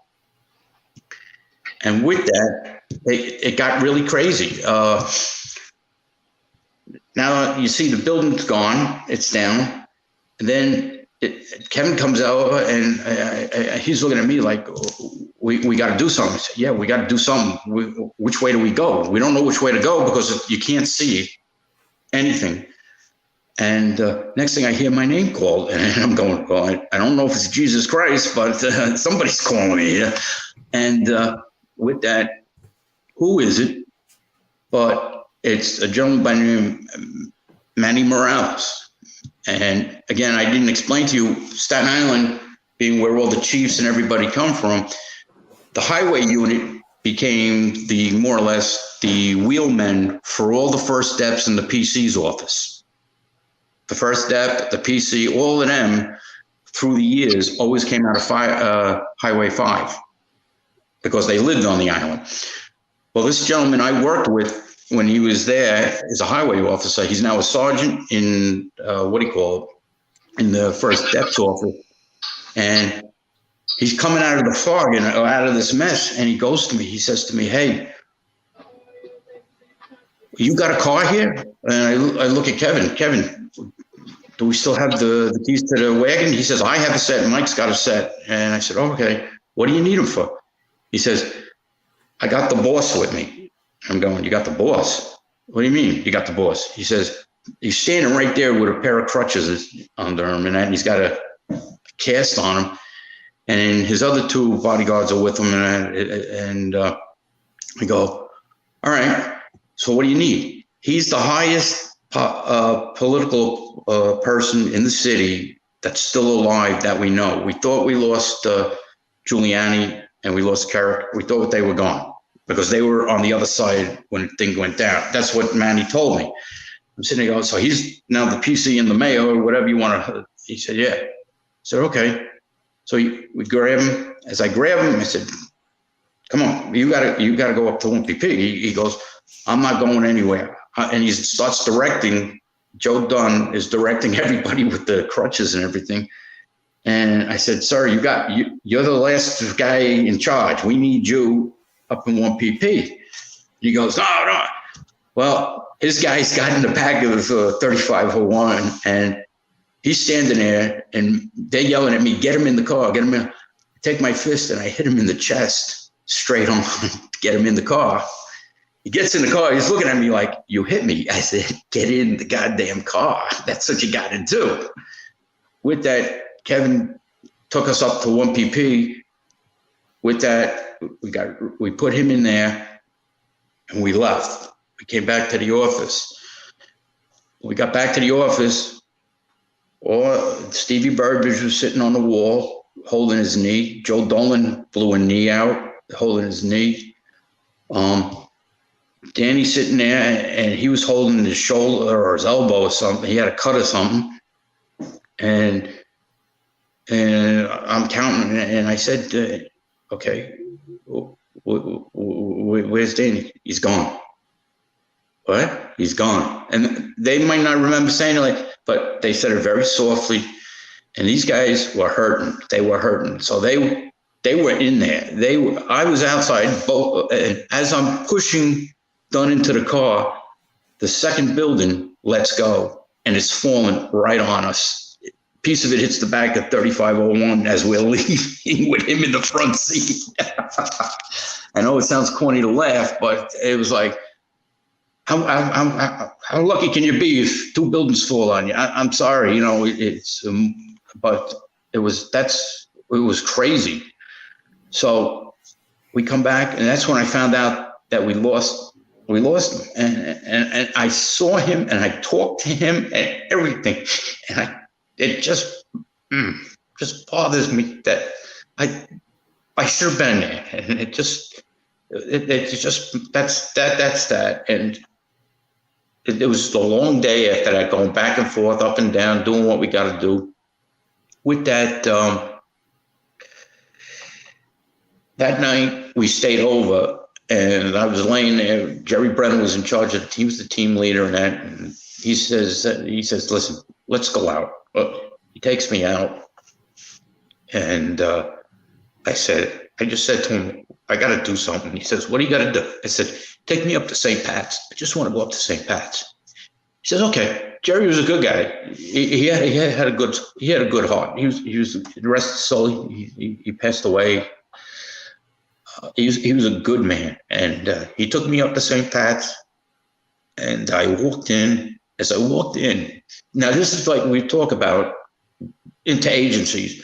I walk in, and two guys in suits. Now I'm in the bomb squad jumpsuit, and I just want to go to one of the tabernacles on the side, the smaller altars, and just say a prayer to Danny. And it was, like they always say, an atheist is he always says he was an atheist. And I said, "Well, not tonight. You're not an atheist, bro. I'm going to say a prayer for you." As I go in, two state troopers come up to me and say, "You can't be in here." How about being told that you lost the guy? And even told, "You can't come into a church to pray for somebody because the asshole, excuse my French, the attackee is coming in to see Egan." All right. So they have a powwow and they're afraid of me to say a prayer for a deceased officer. Shame on them. I said, "Just leave me alone," and I did my thing and we left. And then I went through the night and I leave in the morning and I go home. I had to go out through Jersey because you couldn't go out through the other end and you could still see this, you sort of smoke for months on that. But I go home, I tell the wife what happened and I said, "Look, if anybody's looking, just give me an hour to sleep." And sure enough, Jerry Sheehan calls me. My wife answers the phone and goes, "Lieutenant Sheehan, he's not available right now." "Oh, well, Brian has to come back to 1 PP. No, he's not coming." And she gave him a hard time. And she says, "There's no way he's driving back." Well, okay. Next thing I know, there's a knock on the door and there's two sergeants from Staten Island Highway at my front door. I swear to God. They knock on the door and my wife answers the door and she goes, "Can I help you? We're here for Detective Hearn. We were told to come and pick him up." I'm like, I'm upstairs. So I come down to get a cup of coffee for him. And I said, "Okay, let's go." And we go. Neither one of them want to say anything. And then the one says to me, she says, "Why are you so important that you're going back to 1 PP? We were called to come pick you up. And we have to wait for you to take you home." I said, "I don't know." "Well, who are you?" I said, "I'm a detective. That's all. I'm a detective in the bomb squad." She said, "Then why are we taking you?" I said, "Maybe because I punched the first dep and I'm going to get charges and specs. How about that?" The guy says, "I don't want to know anything about it." I said, "Okay, just take me." We go there, Lieutenant Sheehan and Kevin Barry standing there right outside his door, and they got the light on that says, "When lit, do not enter." They were having a big mass meeting in there, and the meeting's over. And the first guy out the door is Chief Morange, and Chief Morange was in charge of emergency. He was a fun guy too, and he goes, "You had to save him. I could have been there." Again, a little gallows humor out of the whole thing. It's just crazy. And then basically he just said to me, he said, "I want to thank you." I said, "Hey, that's what we do. We take care of one another. We try to do our best." And that's what happened. Crazy. It's a tough time because it's not just losing Danny.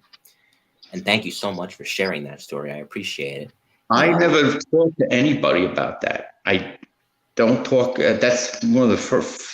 Basically, my wife basically has been pushing me to do it, and I only had said it once, when they asked me for the 9/11 thing, and I couldn't even do it at that time. To this day, I don't care what people say. He's in my heart all the time, and I say a prayer every day for him because I remember the face. And I have a helmet, the same helmet that he wore. I have it put away right now, and it just again, he was a good guy. Yeah, the best. Billy, what did you tell me a while ago? It's yesterday, and it's always yesterday. It's always going to be yesterday. Yeah, that's what I say, Brian. I said 9/11 was yesterday, and it's always going to be yesterday. And I'm sure we're all affected with PTSD. Not dissimilar to what people who go through war go through, and to lose all those people in one day. And I mean, certainly I knew Danny, but I mean, I knew a lot of people that died that day. I'd become friends with a lot of the people who worked in the building when I was working on the 93 bombing. People like Vito DeLeo, who was one of the maintenance. And, it's just, you never get over it. And it's funny, every time I pass, the area, I mean, it's still, it's never the same. And, it's, you'll watch a movie and in the background, they'll show the towers and, it just, I don't think we're ever not going to have a visceral reaction to that, and no, I can actually zero in on the sound. I was on a bomb job, and it was during when the streets were opened up down there. You remember the steel plates that were on the ground? I do. Okay. A sanitation roll-off went by, an empty one. So it was clanking, the back door was clanking, the bed was clanking off the truck, and it was bouncing off of one of those things. It had the same tone. I was putting the suit on, so I ducked to the side. That was the only time on the job that anything ever made me think twice. It was that. I was able to zero in on something like that. It was weird. That was crazy. Thing that you have to admire. Go ahead, Billy. My apologies. I'm just, it's, with Brian, it's the sound. With me, maybe because I'm losing my hearing, but to me, it's the smell. I mean, I don't know if it's, I really can't smell it. I'm sure a scientist would tell you differently, but I'm here to tell you, I smell it every day. And when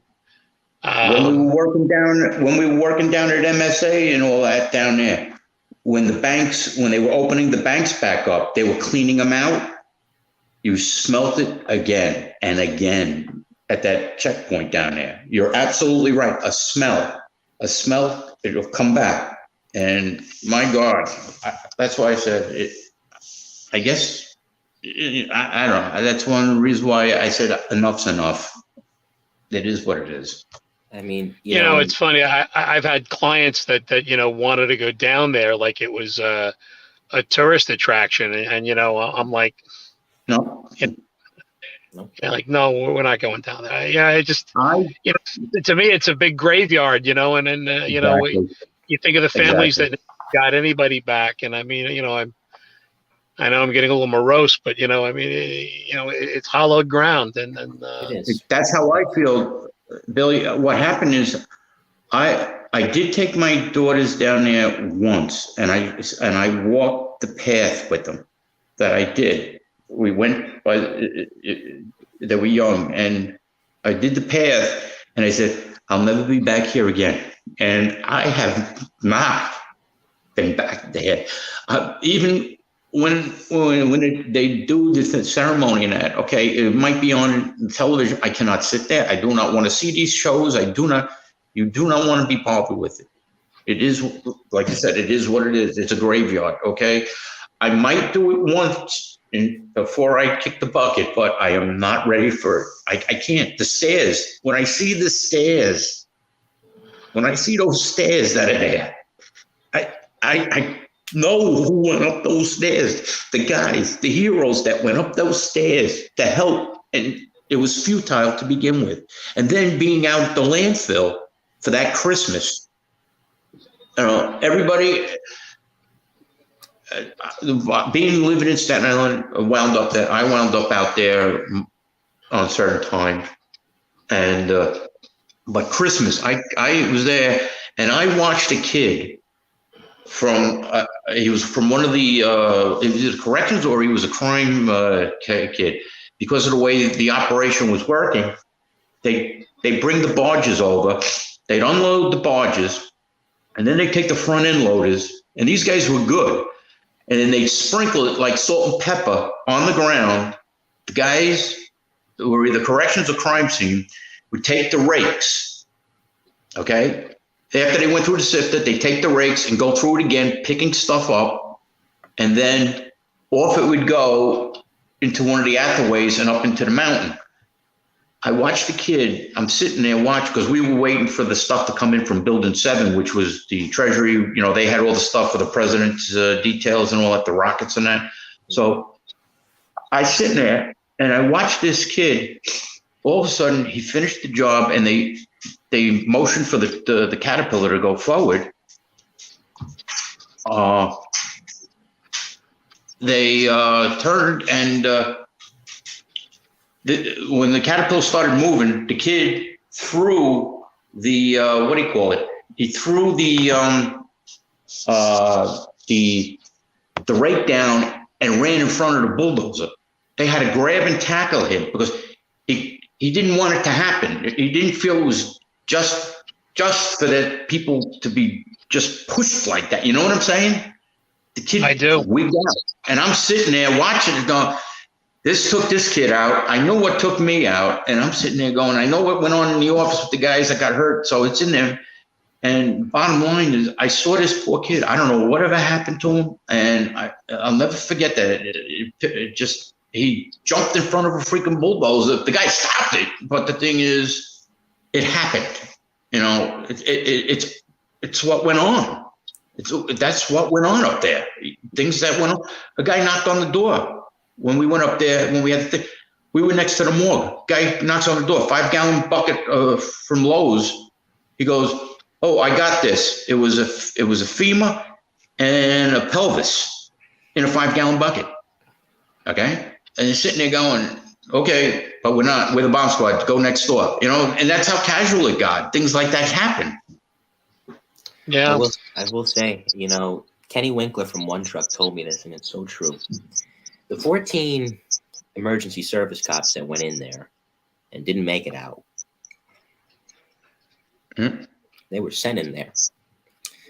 But the other 9, like Danny, they didn't have to go in there, but they did. And I think it speaks to the commitment. I think it was Steve Burbridge that said it best. It had nothing to do with the bomb squad. We were just police officers that day. That's right. It came in handy. I'll give you one other crazy thing. Moira Smith, when I was up on the mezzanine, when I got up just before I ran back down the stairs, she went flying right by me. And that's the last time I saw her until I saw her gun belt sitting in the museum. Yeah. She's from my neighborhood. I grew up with her. You know, I always say a little prayer for the little one. I do want to ask you, man, what a show tonight. You know, at the end of a career, and I can't thank you enough for sharing the story, one looks back, and you had just come off the Times Square job the year before, and Gregg Abbate, who's not with us anymore either, worked that one. He passed a number of years ago, former E-Man, bomb man. And you leave, and it's a great career. Obviously, I'm sure the one thing you would change is probably that day. But when you look back, you know, realizing how fortunate you were besides that, before I get on to the concluding segment, you know, what are you most grateful for? Because you have a lot to be grateful for, Brian. Do I? I don't know. I wouldn't say that. I wouldn't say that. I'm sorry about the light. The lighting stinks, you know. But no, it's okay. Now I got it. All right. But I just laugh at it. What am I grateful for? I'm grateful for every day I wake up I'm living. You know, I've worked with some great people. And when I say some, basically all were good people in their own way. Everybody was a good person, and like I said, there's so many other things. Like I said, I can make you cry, it can make you laugh, and you've done both. I laugh at it. I laugh at it because that crazy book that was written. Nothing against Rich Esposito writing it, but again, I had a relative, my uncle, who worked under 4 presidential administrations from Kennedy forward. And the bottom line is, like they say, like you laugh at a thing on Blue Bloods, you know, a cop, it can go anywhere and he'll always have a story and they all want to hear your stories, but not that. And here's my uncle, he read that book and he just laughed at it and he says, so it is true, because I never saw him that much because he was down in Washington all the time, but I said, yeah, it is. And we sat and we talked and he says, unbelievable. It is so true. What we walk through in life as police officers, you know, you can't take it away. And being an NYPD police officer, I'm sorry, again, let them do their job. They do it right. Absolutely.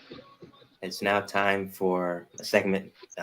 This has been quite a show. You know, we had tech problems.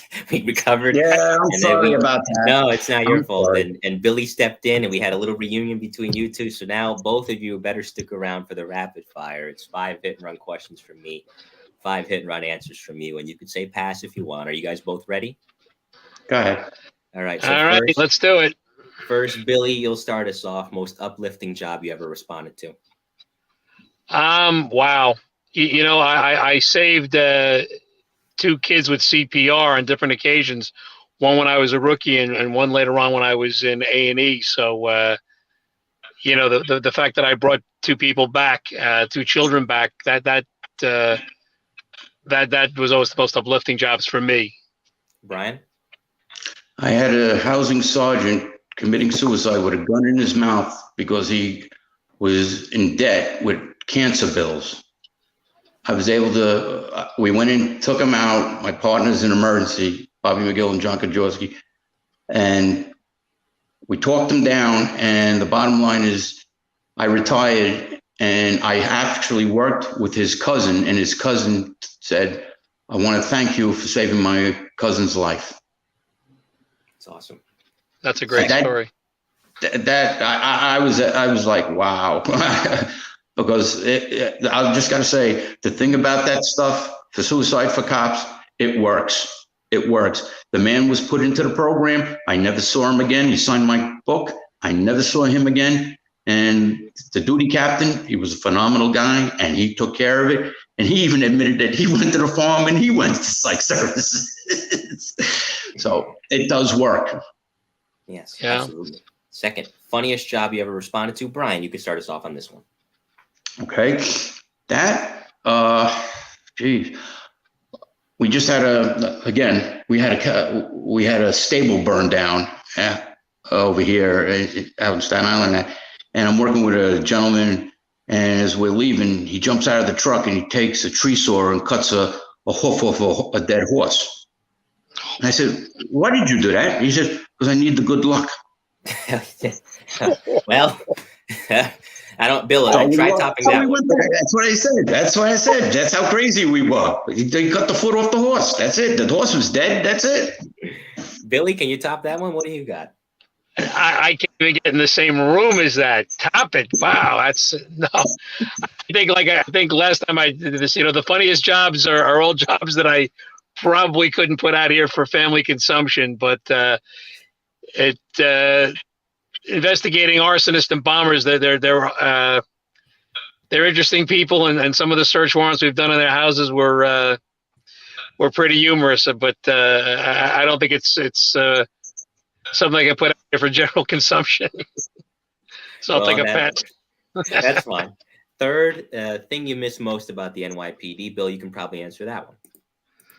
I miss being part of something bigger than just myself. I mean, when I retired, I started doing private investigations and security work, and I still do that. I'm out doing it now. But you're working on one case at a time. You're usually working with yourself or one or two other people, and it's different being part of something as big as a family like the NYPD. Even if you don't get along, you're still feeling better having those people with you and sharing it with somebody. I mean, who else do you tell these things to but other cops? Exactly. So I probably miss that. Brian? Same. Like I said, when we would have dinner at night, it was a weird thing. Family at the job was a family. We, no matter what, 5:30, 6 o'clock, we could order all different things, but we'd all sit down at the dinner table and eat together. And I did that also in Mersey. We all sat together. So no matter how you look at it, that's the way I was brought up. It's a family. Fourth, and Brian, you'll start us off here. Favorite bar or restaurant in New York City? And you can say multiple. Okay. Basically, one by land. All right. That's a good place. Yeah. Yeah. Gotta check it out. Billy? Unfortunately, mine just closed. Fellini's in Chinatown. That's gone.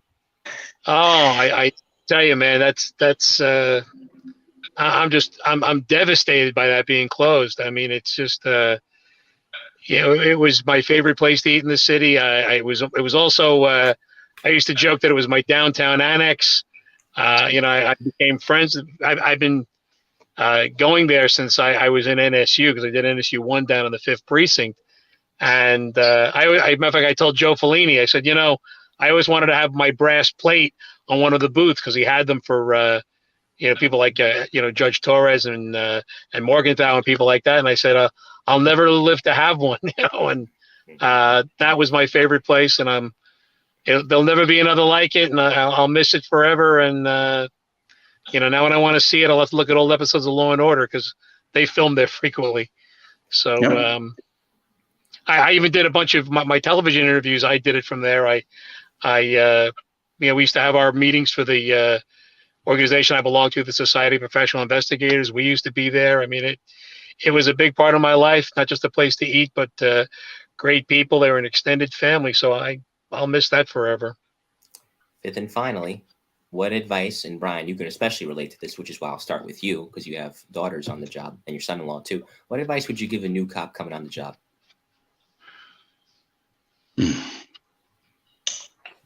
Be yourself. Do what you have to do. Be yourself. Treat people the way you want to be treated. Billy? Basically, be aware of what's going on around you at all times.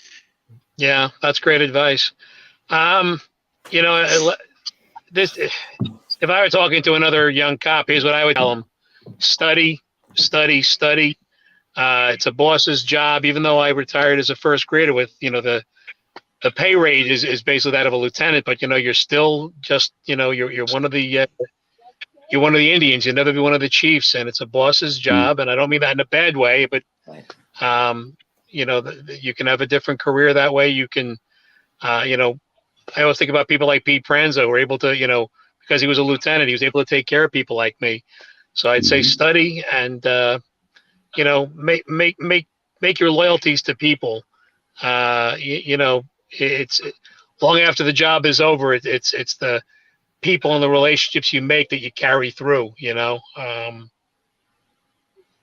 And finally, I'd say something I was never able to do, but something I'd say is to watch out for your work-life balance.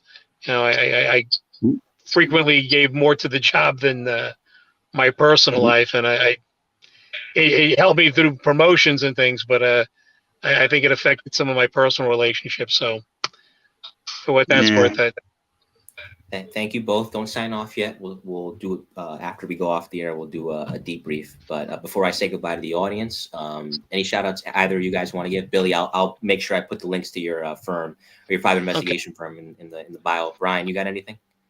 Yeah, I got 2 if I could do them. Sure. Okay. I was down here in Walgreens and I was walking through the cough medication aisle. There were two guys. They were twins. It was the Smith brothers. They want tell Jimmy Carano they want their mustache back, will you? That's one. And the other, this is to the late Morty Jasinski. Oh, what a wonderful Just hear guy. me out. I went over to Israel with him. We sat one night drinking a bottle of scotch on the beach in on the Mediterranean Sea, right outside the Dolphinarium. And that night I bought a painting. And that painting sits in my house to this day. And every time I think about Morty after he passed, I raise it. If I have something in my hand, I raise it to him. He's a good people. That is a story for another day, because a lot of laughs in Israel. Boy, I miss him. I really miss him. Great guy. R.I.P. Morty. Great guy. He was. That's right. Well, thank you, gentlemen. Go ahead, Billy. Just say hi to Pete and Rochelle Prenzo. I know they're out there. Scotty Wagner and everybody else that comes out here. And thanks for having me on. And congratulations on your milestone with your 1,000th subscriber. And congratulations. And I'm sure you'll have more success with the show, Mike. So thank you. You too. Yes, Mike. Congratulations. Thank you to both of you. I'm only as good as the people around me, and I'm thankful that I have people like you guys that have helped me along the way. Shout out to some super chats. Send them some super chats if you can. Yeah, okay. I'd like to shout out to everybody who watched tonight, especially the Hearn family. Thank you guys for letting me steal Brian for a little bit and helping out with the tech problems. Like I said, guys, don't go anywhere. We'll say goodbye off the air. Coming up next on the Mike the New Haven podcast, of course. It'll be volume 19 of the best of the bravest interviews with the FDNY's elite. We're going to cover the 1993 Golden Venture rescue in Breezy Point, Queens. Lieutenant Mike Penna, who was in Rescue 2 at the time, will join me. And then after that, I'm burnt out, guys. I need a summer break. I'll be taking a few weeks off. I'll be on hiatus from the show. But thank you, and I'll see you Tuesday for that final show before I go on the break. In the meantime, on behalf of retired NYPD Arson Explosion Squad Detective Phil Ryan and NYPD Bomb Squad Detective Brian Hearn, I'm Mike Colón. This has been Tales from the Boom Room, profiles of the NYPD's Arson Explosion Squad, and we'll see you next time. Go Rangers.